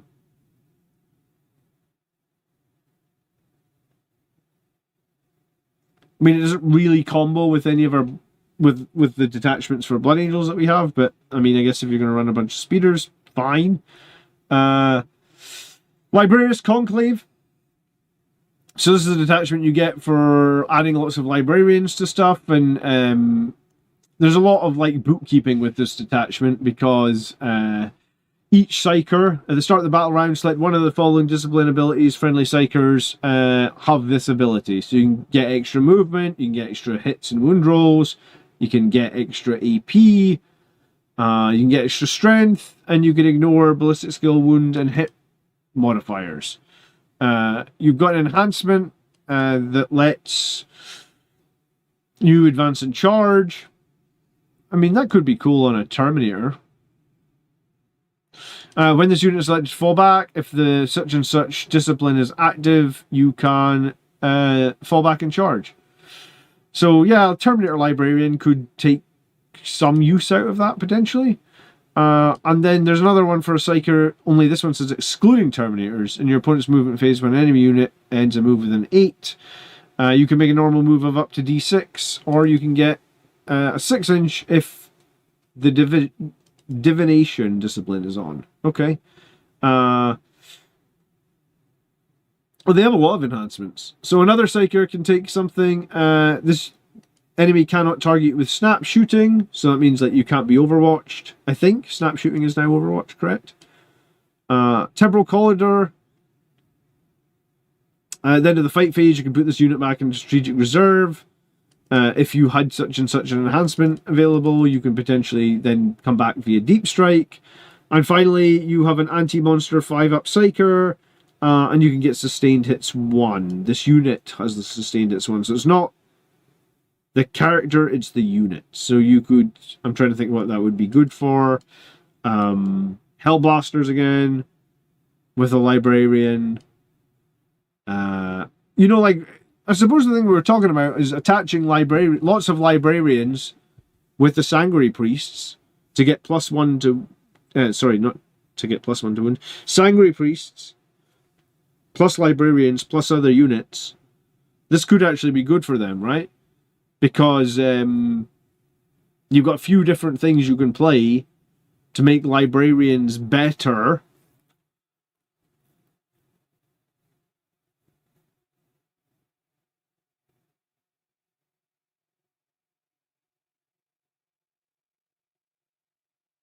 But all the enhancements have attached to the Psychers. Okay. They so I've heard this rumor in the Putkin about combi weapons getting changed, but I haven't seen anything in here that's talking about changing combi weapons. There's maybe a section for new rules though. So hold on, the Librarian detachment doesn't actually get any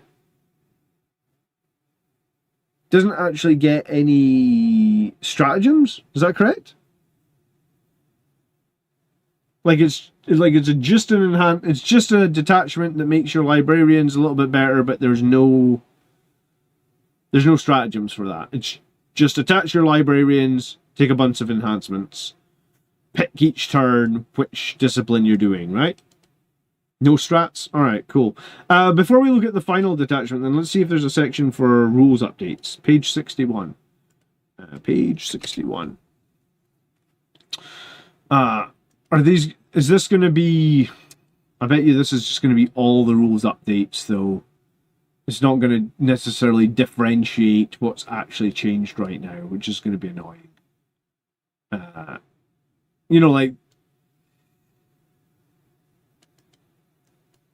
So they've said that stuff will be highlighted in red, but nothing is highlighted in red. Cool.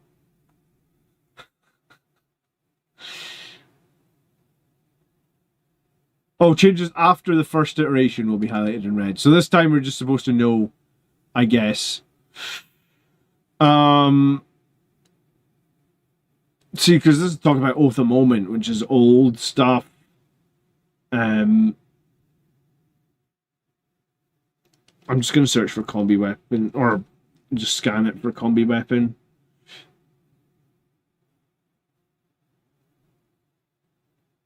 I have heard this rumor that combi weapons are going to be changed. Oh. No. Yeah, if combi weapons are getting changed, I don't know where they've decided to change that. I believe they've changed it on the Orc models in the new box, but I haven't heard if Marines are getting changed. They didn't change the name of Overwatch, but it's like I think the stratagem's still called Overwatch, but the rule you get is called snap shooting. So it's like you still use the Overwatch stratagem, but an Overwatch stratagem, if I'm correct, gives you the ability to snap shooting, and snap shooting is this new rule where, because you can Overwatch models that didn't move now. There's no more like having a tank on one wound and just saying like, I'm not moving my tank so you can't Overwatch me, right? Like at the end of the turn, if you're visible and you're within 24 inches, irrespective of if you moved or not, I can Overwatch you. So like, you know when you've got like a flamer unit sitting in the middle and they're like, I'm just not going to move that one lone model so you can't Overwatch him. Doesn't matter. You can still Overwatch him now. So that's better. But it's called snap shooting. And the rule behind snap shooting is like, you can't reroll any hits and you can only hit on sixes.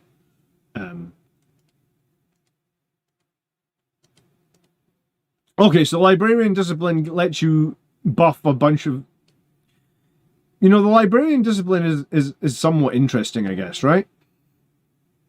Because, like we just talked at the start of the stream, like, if we're thinking outside the box, the Librarian Discipline was interesting. I saw someone saying Librarian Discipline plus, this, was it the Spear Tip and the Grace combo? So hold on. Spear Tip and Grace. This is a lot of shit to remember already. Where is the damn Blood Angels one? I just open it again. Lost my place. So you could take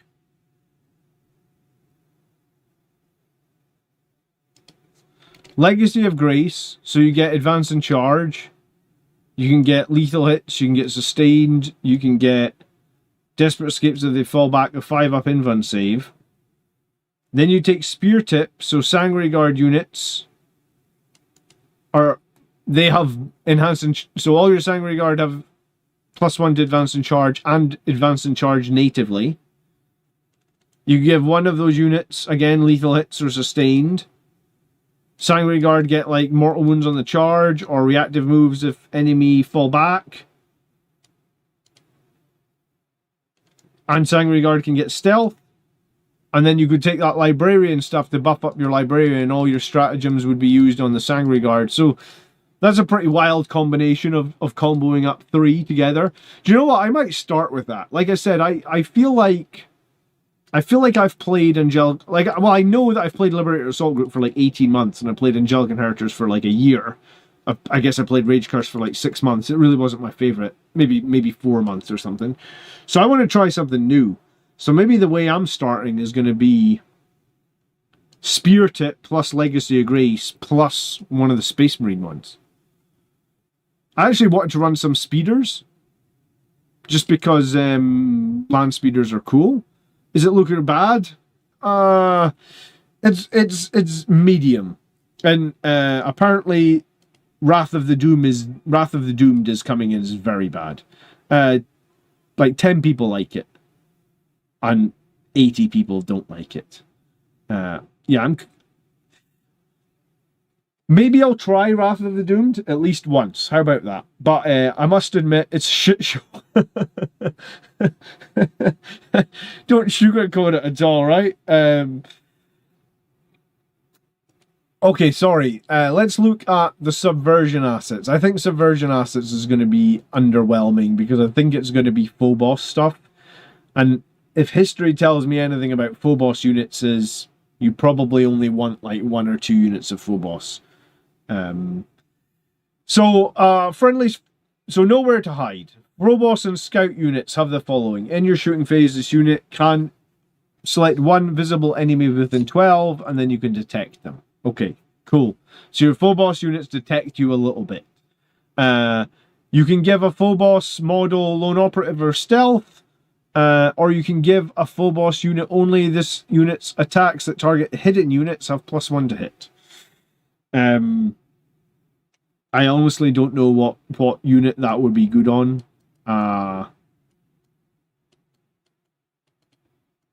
Phobos infantry, as far as I'm aware, is Reavers,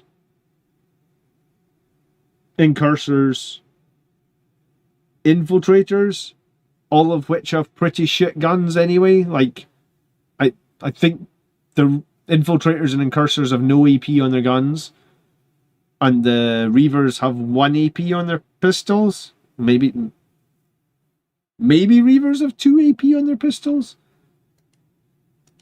I must admit, I never use Reavers. They might not be as terrible as they were currently because they do have a Battle Shock ability now.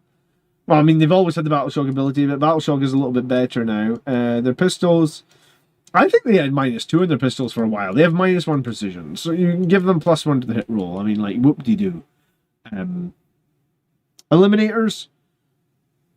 Okay. Do Eliminators not have heavy, though, right?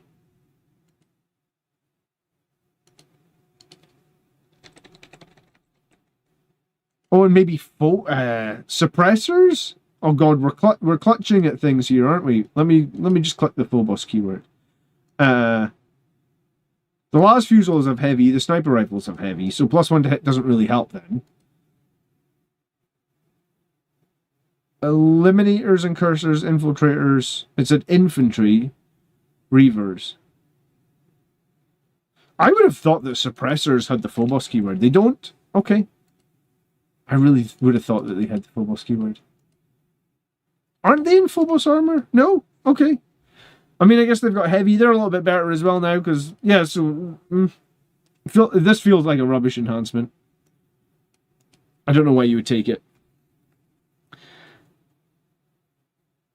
Eliminators with a Phobos Librarian for reroll 1s to hit and wound in Librarius. I forgot there even was a Phobos Librarian. That shows how often I run them. Eliminators only come in squads of 3, though, right? You can't run them in a 6. Again, Eliminators kind of fell out of favour for me in 10th edition. I just didn't think they were very good. They were good in 9th, when they used to get cover. They used to double the benefit of cover, right?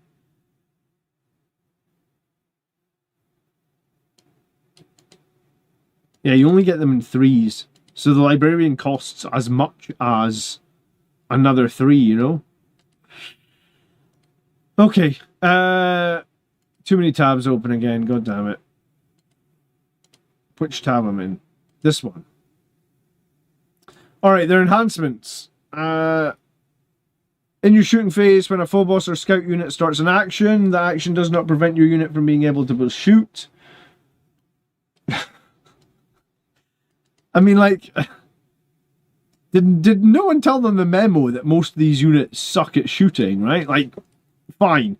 Your scouts can shoot their bolt pistols while they do an action. Very strong, 1 CP. Get out of here, man. Your scout, in your shooting phase, when your full boss scouts shoot, these attacks do not prevent the unit from being hidden. Okay. Again, like I said, their shooting completely sucks, so I guess you can shoot a unit of incursors to give another unit +1 to hit, and then cursors can stay hidden. I guess that's something. Cloaked precision.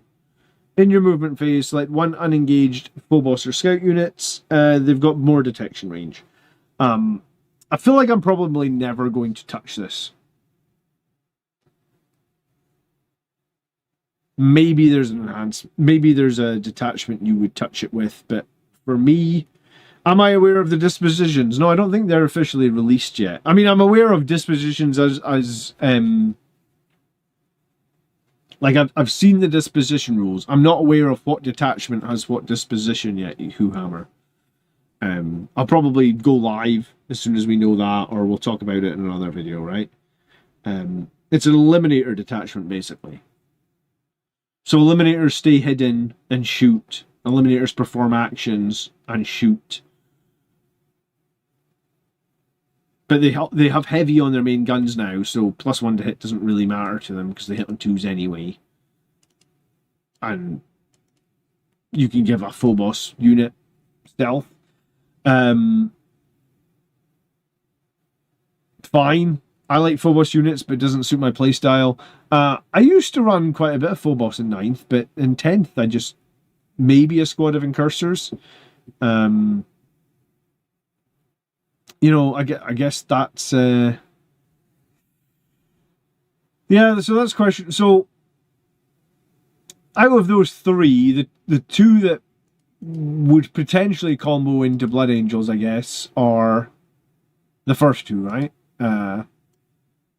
Probably not taking the full boss unit, and unless you like eliminators and you're going to keep them hidden. I mean, I guess shooting and staying hidden isn't the worst thing ever. A unit of 3 eliminators with Las Fusos just hidden for the whole game, able to shoot. Is there a full boss captain you could attach to them? And you could just make that free? I'm assuming there's a full boss captain with a sniper rifle. Again, I just don't play eliminators enough. But there was a captain that had a sniper rifle. Oh, he's got a bolt carbine. 24 inches. Not as useful as the sniper rifle, but you would be able to make that free because you could do it for free.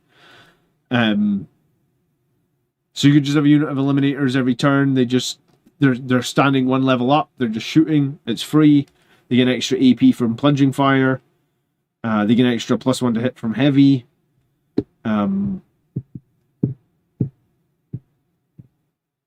I think the thing that I like the most probably is the idea of the Librarius Conclave there.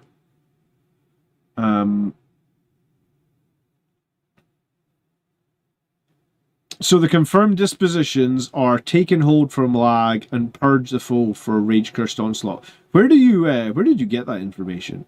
As in, I suppose a lot of the other channels now have the box in front of them, right? So they're our Reaver's back on the menu. I think anything that causes battle shock more often is possibly back on the menu a little bit at least.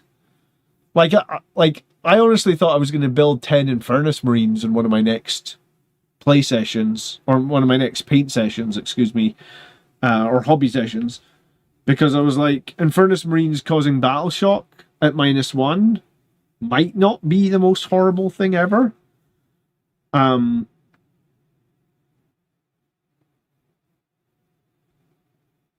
Someone said that Vanguard Spearhead was an interesting one to... tabletop tactics. Yeah, well, I mean, the big channels have the box already. They've got the rules, and I guess they're able to share them. Unfortunately, I don't get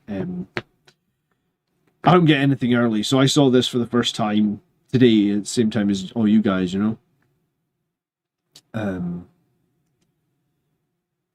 I think the thing that interests me the most at the moment, anyway, just like on first opinion, is probably I can't decide if I like the idea of the librarians or the task force with the two 1-point Blood Angels ones, because I don't really want to keep playing the three detachments we've had for the last 3 years when we're not allowed to make any changes to them. I might have to build a Battleshock Tyranids list this edition. It could be very, very powerful, that Shadow of the Warp ability.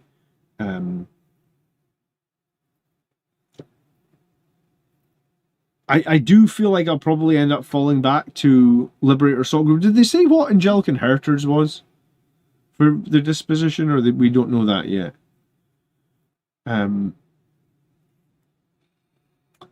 So remind myself. I'm just going to put this on my other screen a second. Let me remind myself the two disposition.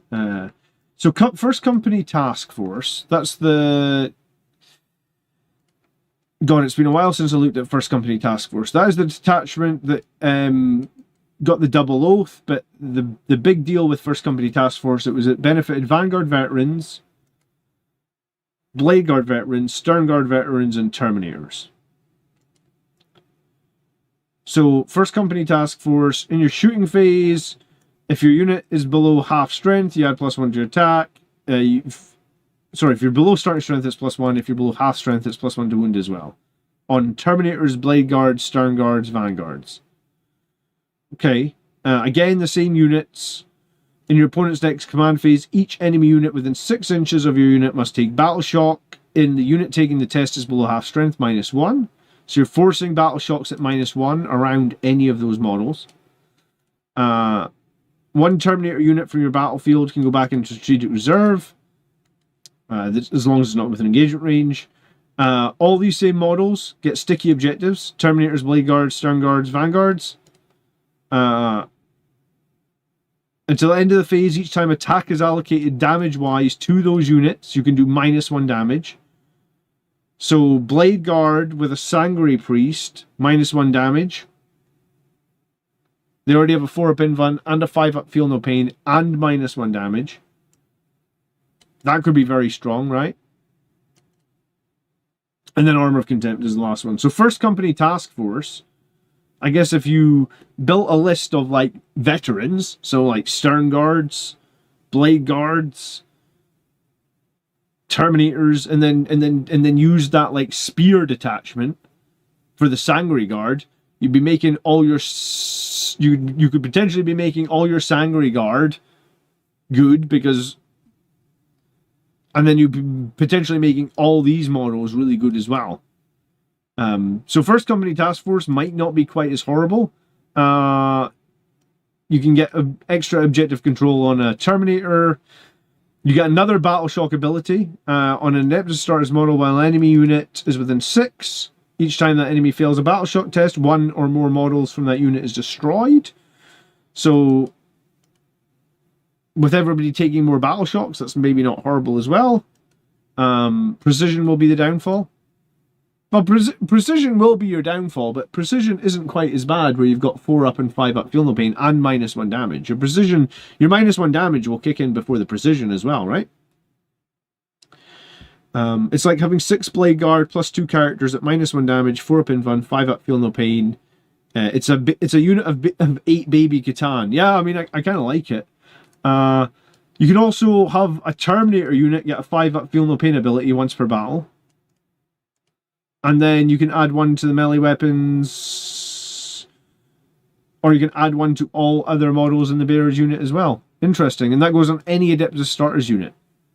So you could put that on your Sanguinary Priest that's attached to your Blade Guard. So once per game, your Sanguinary Priest could attach 1 extra attack to every Blade Guard if you want. Do you know, are Vanguard veterans affected in the first company? Yeah, I mean, all the stratagems mention Vanguard veterans. Yeah, 100%. So maybe First Company plus like Legacy of Grace could be interesting. I mean, there's no advance in charge, so it'd probably be better to go with the Sangre Guard. So Legacy of Grace, First Company, that could be interesting. Anvil Siege Force. That was like, models from your army have the heavy ability.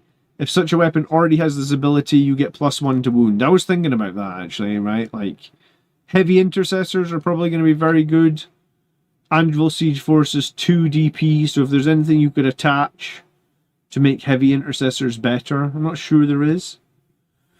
Is Bastion Task Force Ultramarines? No, Bastion Task Force is fall back and charge, fall back and shoot. Reroll hits of 1. I remember looking at this detachment. I don't think it's that good. I think Emperor's Shield is Imperial Fists, correct? Yeah. Or no, it's not. Emperor's Shield doesn't specifically say. I mean, it mentions that each time Darth Lysander is unit from army, but it doesn't say specifically you have to have Imperial Fists.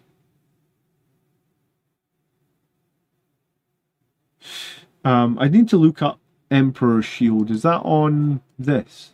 Yeah. Emperor's Shield, page 19. So it'll be 18.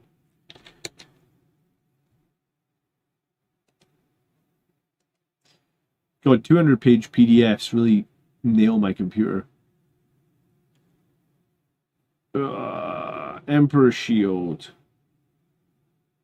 Oh, it does say, yeah. So you wouldn't be able to do Emperor's Shield because you need to have Imperial Fists. That's what I thought. Okay. Firestorm Assault Force, that's the one where you get like assault on all the weapons and +1 to strength within 12.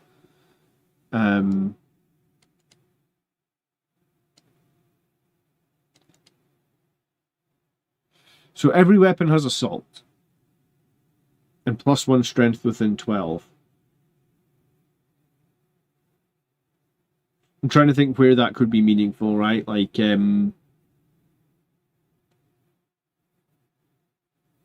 Hellblasters would go up to strength 9. I don't think that's massively meaningful. The Flamers and the Furnace Marines could go up 1.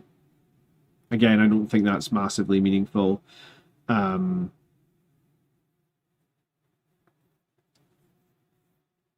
I think the next one we'd be able to look at is the Headhunters Task Force. That sounds like a Space Wolf one. Oh no, it's this tank one.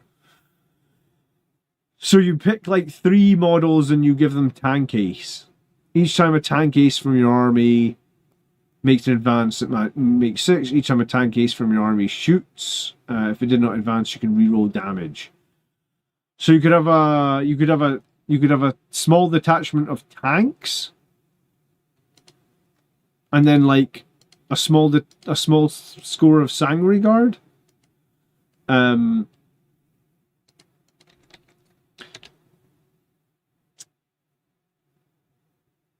think you pick 3 units and they become tank aces. Is that right? In the Muster phase, you can select a tank ace and they gain the character.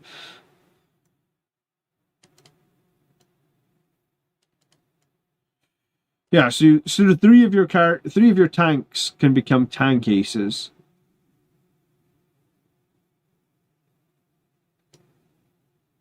But it can't be walkers, so it has to be tanks.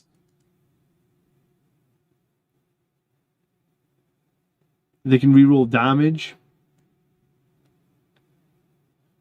Or you can auto-advance 6.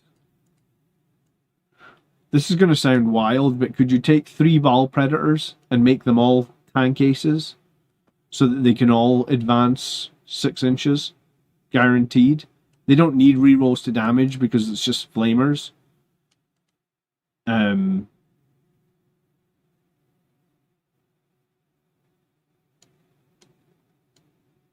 You could give one of the Ball Predators a 5-up invulnerable save, and at the end of your phase, you get +1 wound back. I mean, you could do that with a Land Raider Redeemer as well, if you want to go batshit crazy. And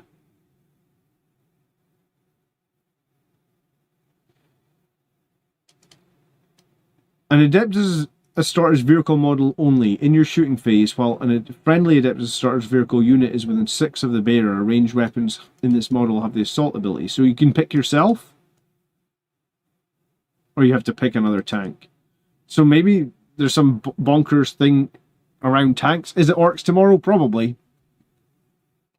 Ball Predators auto advance 6. No, they don't. They reroll the advance rolls. They used to auto advance 6.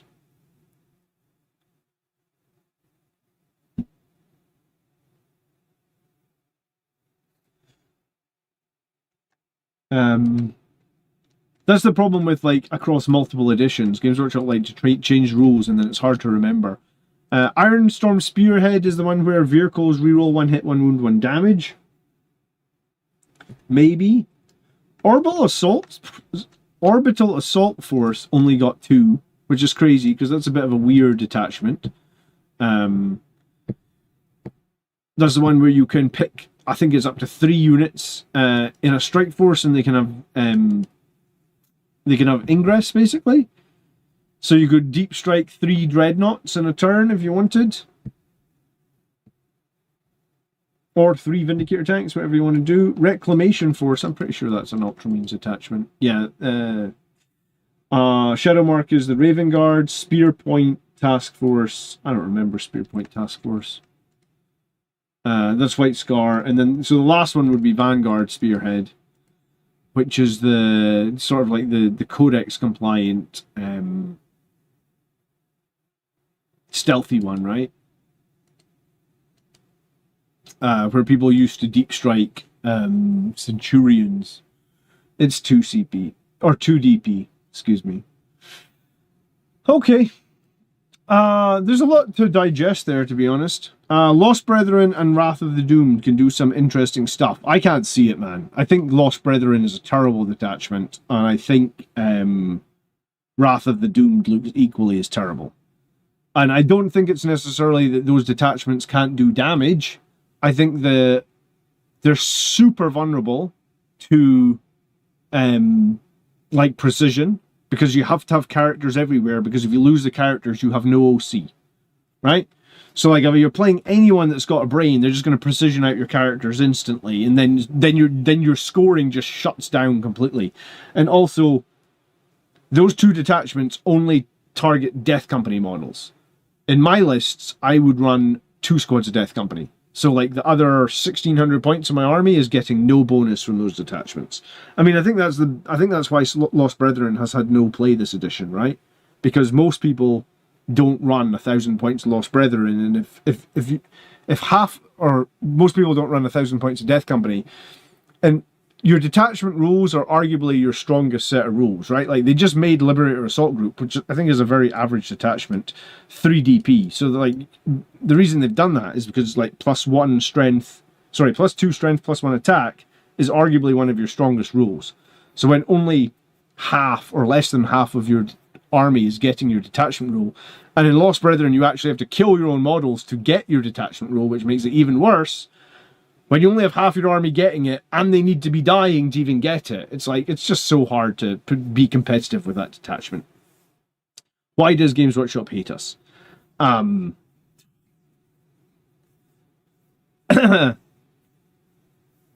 They certainly didn't want to give us any 3 damage weapons. I think that's the one thing that I was really saying, like, we really need, if we're going to have models, like, if we're going to have the models like the Catan running around, where, you know, Catan, they save 50% of the time, and then they reduce their damage by 50% with their -1 damage, and then they throw a Feel No Pain against that -1 damage. So, like, let's say, I'm trying to think, like, Sanguinary Guard get, what, 5 attacks per model in lag? So you've got 6 of them, so you get, so it's like maximum 60 damage. If every Sanguinary Guard hits, everybody wounds, and nobody fails a save, it's 60 damage. Well, when you play against Necrons, it's -1 damage straight off, so it's 30. Then they save 50% time, it's 15. And then they feel no pain 33% of the time, so it's 10. So your 60 damage from your potential, your maximum 60 damage, and let's be fair, they're never going to do 60 damage. They're probably going to do 50 at the best, right? Because you're going to miss sometimes, you're going to fail to wound sometimes. So your maximum of 60, statistically into the Catan, does 10, right? So it's a sixth. That's horrific, right? Like, that's why I keep losing to Catan. Because it's like, well, if I was fighting you and you could take, I can't even do the math there, it's like 80 something percent, 83% damage reduction. If you were fighting me and I had an 83% damage reduction against your best units, I'd be feeling pretty good about myself, right? We have the chaplain on the bike for 3 damage. Oh, sure, one character with 3 damage with about 5 attacks. He's going to change that. He's going to change that metric. The Catan are going to be so scared, man. Isn't that point of taking multiple detachment? The Death Company ones are for including some. Yes, correct. So, like, maybe you can take a small detachment of those Death Company in Wrath of the Lost, but in general, I would still stay away from Lost Brethren. I mean, even at 1 CP for Lost Brethren, I'd probably still take Wrath of the Doomed. Because at least then I can do something quirky, like have a Death Company Dreadnought hiding behind a wall and advance and charge through the wall, right?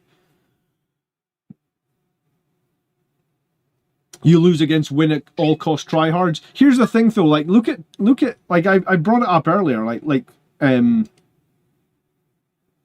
you know, look at tournaments on stat check and stuff, and like let's have a look. You know, like Necrons, you've got detachments of Necrons that are sitting way above the 55% that they said. Star Shatter sits at 55. There was 720 games of it. You know, so they're playing 1,000 games this week with well over 55, and we're playing, you know, 400 games with with 44 or something, right? Like it's is what it is, right? Like the thing is, you go to a tournament, people are generally not taking weak armies to a tournament. Sometimes you would for a bit of fun. I've done that. But generally, if you're gonna spend your money and you're gonna go to a tournament, you're not gonna be like, well, I guess I won't take my Catan because they're not strong, right? Yeah, my friends are win at all cost friends, which is ironic because I win more tournaments than they do. But they sure do buy the most powerful models. I actually like if they brought fluffy lists on my channel all the time, no one would watch the channel probably, because it'd be like, oh, there's John just beating a fluffy list. Like, I'd rather fight against the tough lists. But when you have units that can reduce damage by 83%, you have a real problem, right? Like that's just like an imbalance that shouldn't be in the game, in my opinion. Blood Angels are the second most sold Space Marines, the faction that holds up the whole company, yet Blood Angels are treated like the bastard stepchild of the medieval king. I think we've just been eclipsed a little bit by Ultramarines Oath of Moment in 10th edition has just made Ultramarines very, very good, right? Which is ironic because Ultramarines probably struggle. Let's see. What's the Ultramarines attachment at the moment? That's not Space Marines. What are they playing? I don't even know if they're playing Gladius. They're probably playing... the highest one is Headhunters, apparently. So a lot of people are playing that Tank Ace thing. And then Blades of Ultramar. Okay, Blades of Ultramar is doing pretty good. 1,000 games this weekend. It doesn't quite... It must be somewhere between 53... About 53%. Yeah, Ultramarines have just been good this edition, man. Blades of Ultramar, yeah. Lots of reactive moves, lots of +1 to wound. I think, you know, we'll probably come good again at some point, right? Like, it's happened before with Blood Angels. The time that we were the strongest in 10th edition was the time that I won the GT that I played in. And that was when... That was when we were playing Sons of Sanguinius. You know, like, if these numbers continue, I guess, with Liberator Assault Group being so low, I would hope that when the new Codex comes out, we get something different, right? Liberator Assault Group is also quite one-dimensional. It doesn't win very many tournaments. And And it's quite a one-dimensional detachment, but it is a simple detachment to play. Our Codex drop might change everything. Let's hope, right? Ultramarines got a really good refresh this edition, and that kind of changed a lot for them. Here's the thing, though. I think we need to think outside the box, right? I mean, you can fall back on what you know and love, right? Like if you like these 3 detachments, and there is play in these detachments, right? They're not horrible. You know, most of them are, 2 of them are 50% detachments. Maybe Liberator Assault Group can be 48, 47, I guess, if you're a good player. Like a lot of new players play Liberator Assault Group, probably pulls it down a little bit. So if you like these detachments, go for it. But I think when I came onto the stream, I thought I was probably going to do something like Angelic Host plus one of the new ones. Now that I think I've had a few minutes to think about it, I'm probably going to do... I might start with not Vanguard, First Company Task Force, you know that? I might do First Company Task Force Legacy of Grace. I might have like 2 squads of Sangre Guard. I might do like 2 squads of Blade Guard. And then maybe do like 1 squad of Vanguard veterans. I might even do a squad of Stern Guard with Librarian and the Sangre Priest, just because that gives me a bunch of devastating wounds. And I suppose the one thing that we don't talk about with Company Task Force is once per game, right? Because we kind of forget about it because it has been an underused or unutilized. Once per game, you do get full hits and wound rerolls from Oath, right? It's only once per game. But if you were going to fight one of those Catan models, you could once per game go like, fuck it, we're gonna reroll all hits and wounds against the Catan. That would certainly help, because normally when we go into wounding Catan, we usually only have, you know, like you're usually only getting to wound them on 4s, so you're usually dropping like half your wound rolls on, you know, so you'd be able to get quite a lot more. Can you mix detachments from non-Blood Angels? I don't see any reason why not, right? Unless I'm missing something. I think you can have a Space Marine detachment and a Blood Angels detachment. If it's a generic Space Marine one that doesn't specifically call out that you can't have something to attach, right? First Company Task Force also has -1 damage in melee, which could be very good on Stern Guard, Blade Guard, Terminators. What are you going to use the rules on? Like Sangre Guard? I would use this Sangre Guard detachment, right? So all my Sangre Guard can fall back and shoot and charge. I could probably give one of the units a stratagem or enhancement to get lethal hits. And then I have an enhancement, a stratagem for mortal wounds on the end of the charge. I also have a reactive move on them. And I also can put them in stealth. So this is just like, this just buffs Sangre Guard and nothing else. So I just buff Sangre Guard from Incarmite Spear Tip, and then I buff, what would it be like? It's Terminators, Blade Guards, Stern Guards, Vanguard Veterans from First Company. So basically I'm running veterans, right? Like I'm running Blade Guards, I'm running Vanguards, I'm running Stern Guards, and I'm running Sangre Guard. So it's like Blade Guard, Stern Guard, Vanguard, Sangre Guard. So I'm just running the units that have Guard in their name. So we call our army list, I don't know, the Golden Guard, the Guardsmen, you know, like, didn't you want to dump on the detachment that only buffs Death Company? Yeah, I think the detachment that buffs Death Company is dog shit. I'm not going to run that. But I'm trying to think, like, say I had 2 units of Blade Guard. That's like 340 points. 2 units of Sangre Guard. That's like 520 plus 340. We're at like 860. We have a unit of Vanguards. We don't know how much they're going to cost. Let's say we're going to have 2 5-man units of Vanguards. Let's say they're like 110. So we're at like 1060 or something. We have a big unit, 10-man Stern Guard to get the, what do you call it, the devastating wounds. So we're at like 1,240 before we attach characters. Well, we attach characters to a bunch of those.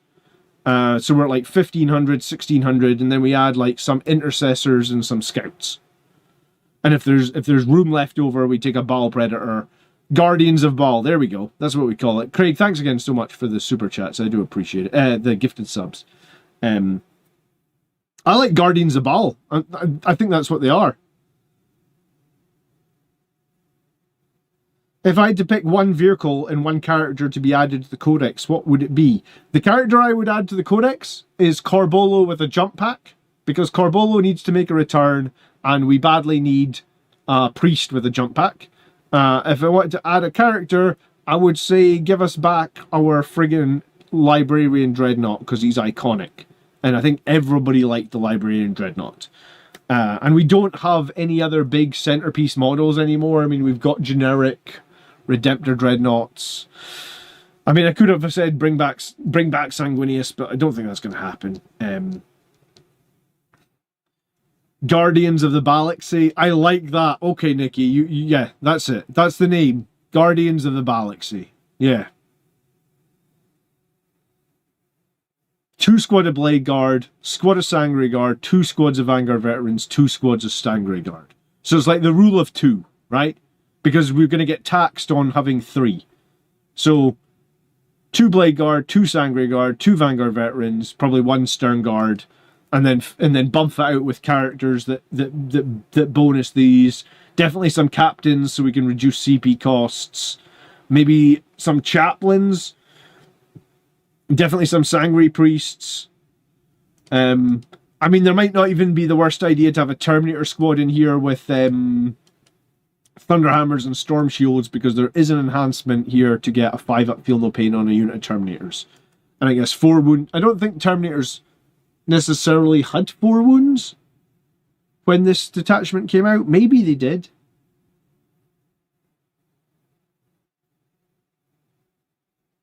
But Terminators definitely didn't have 3-up weapon skill when this detachment came out, right?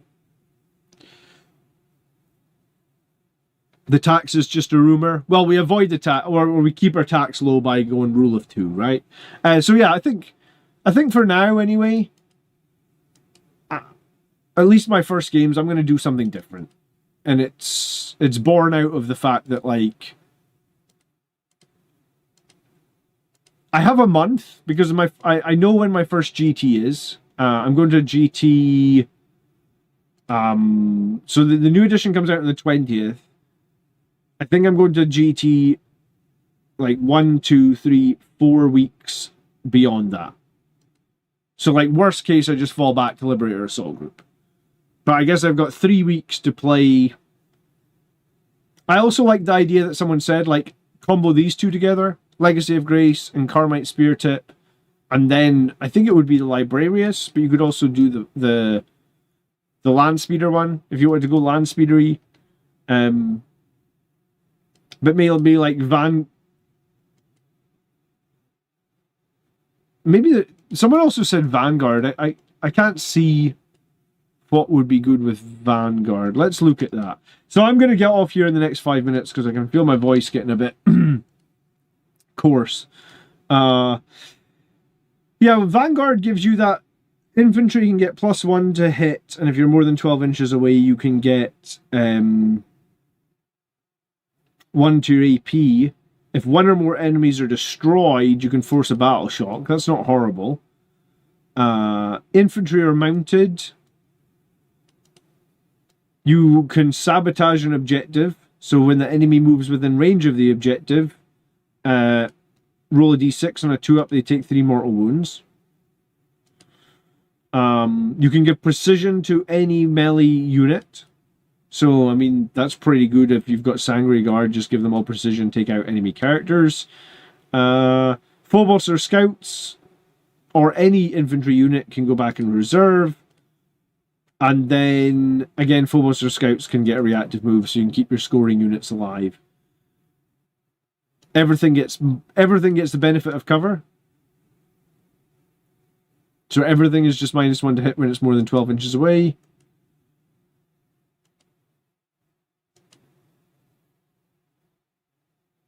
I mean, it's definitely like quirky with a bit of shooting.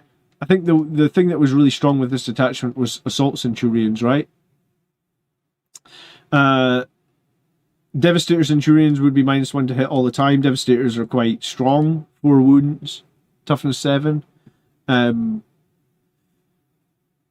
Dante and Vanguard veterans are obscene. We can kill Catan now.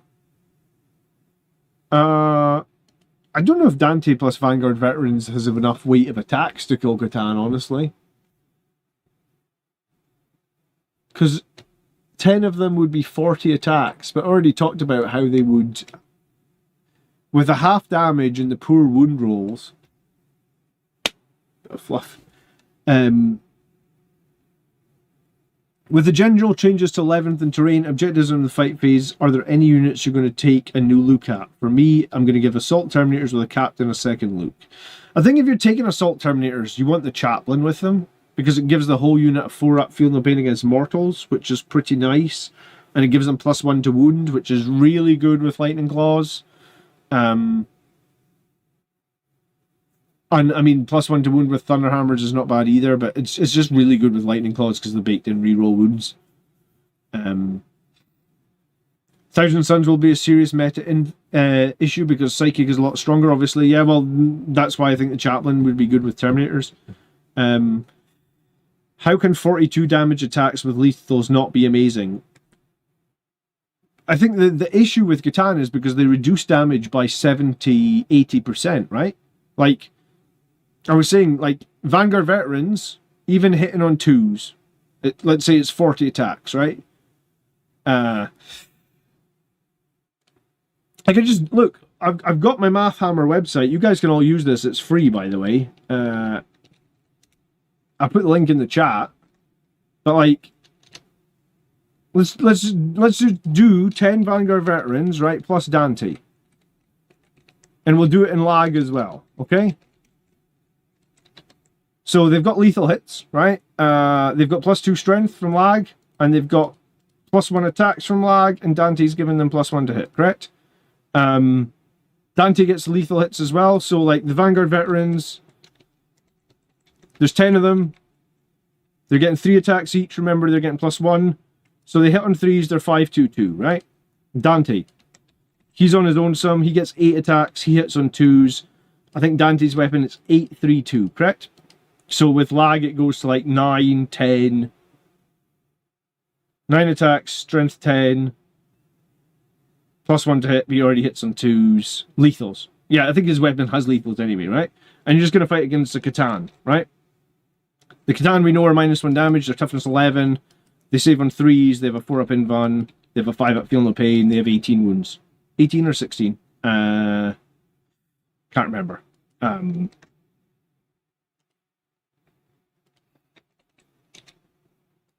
I never kill them, so I don't need to ask how many wounds they've got. Catan. Let's just type Shard of the Catan, Shard of the Deceiver. 16 wounds, right? You think this is amazing? Let's have a look. That unit does 6 damage to the Catan statistically, right? And if we calculate the probability, it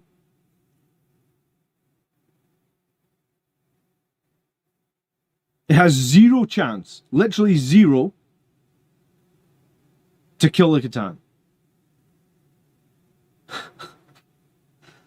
Like, the chance it is giving me from the maths is 0%. Like, how many, like, 20 Vanguard veterans? 20 of an 11, so you're going to charge a Catan with 20 Vanguard veterans with +1 to hit. Because, I mean, Dante can't lead 20 of them, right? But you still only have an 11% chance of killing them. The damage reduction Catan have is absolutely ridiculous. Like,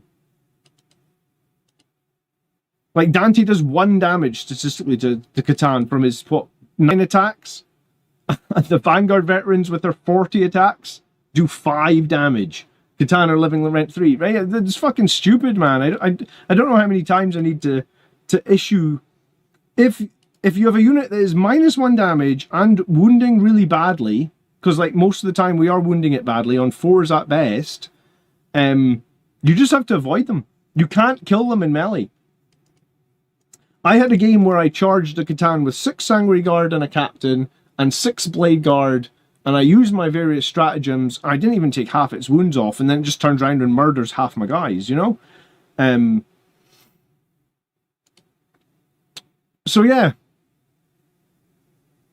If you're...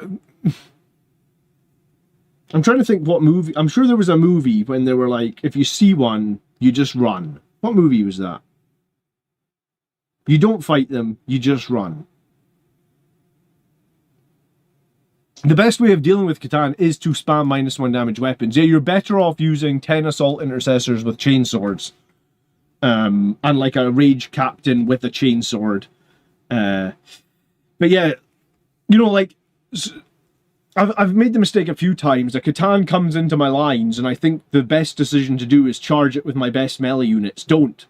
Charge other stuff. Kill other stuff.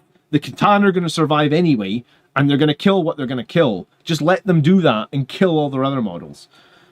Trust me. I made the mistake. There was a Catan and another unit on the objective. I could have easily killed the unit of the objective. I put everything into the Catan, leave it alive, and then it's just like, oh, well, it's going to kill me anyway, and now the other unit's totally fine. Oh, it's the Matrix. Yeah. Thank you. It's been a long time since I watched the Matrix. Yeah, when you see a Catan, it's like when you see an agent in the Matrix. You don't fight it, you run. You kill everything else. It's the same as like when you fight Death Guard. You don't engage... You know, like you try not to engage units you can't kill. It's point of you don't think you can 100% make that kill, which the maths tell you. You just can't make that kill. You're going to statistically do 6 damage to the Catan. Bear in mind the Catan's going to regen in his turn D3 wounds. So if he rolls average, your unit did 4 damage to that Catan, you know? Never die in your own turn. Yeah. Make the kills you can make. That's 100% what you should be doing. And I keep making that mistake against Catan, but when you feel pressured and you're in the game and the Catan are inside your lines and they're just causing nightmares, sometimes you feel like you got to kill them. Vindicator tanks are probably the best thing we've got for killing them, or gladiators. But like sometimes, because those things have so small weight of fire, sometimes it just doesn't happen. I like that phrase though, Swabulus, never die in your own turn. Excuse me. I am going to have to take off, because otherwise I will lose my voice, and if Games Workshop release anything else this week, I probably want to cover it. Thanks for hanging out. Please do leave a like on the stream. If you have suggestions for combinations of detachments that you think will be good, I'd love to hear about them either over on Discord or in the comment section.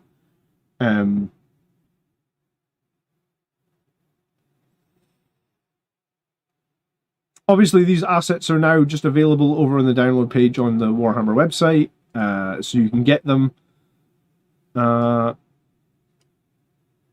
yeah, it's been fun. I think that we have some options.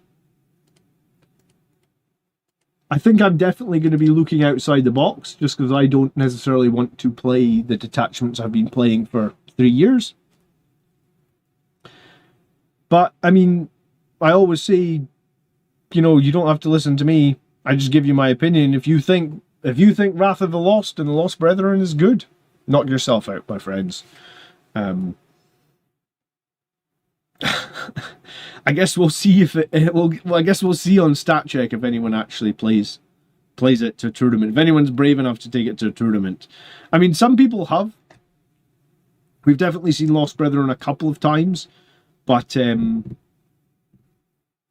not too many.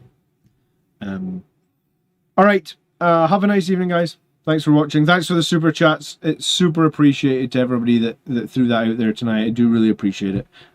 Does make the world go round. Smash Captain, look at that, coming in with the super chat right at the very end. Thanks so much for coming a member. I'll put a Discord link in the... Burn, heretic. Burn, heretic. I'll put a Discord link into the chat, so if anyone wants to join us in the BAC Discord, please do. I mean, there's a video suggestions room in Discord, so you can always leave your comments or suggestions there. Could you please drop the Discord? There it is. Yeah, it's there. It's there. You should just get straight in, and you should be able to link your account I think you click settings, you link your YouTube account to Discord, and then the members only room will just appear right above general. So, cool. Thanks for watching, guys. Have a lovely evening. It's been fun. We'll see you all soon.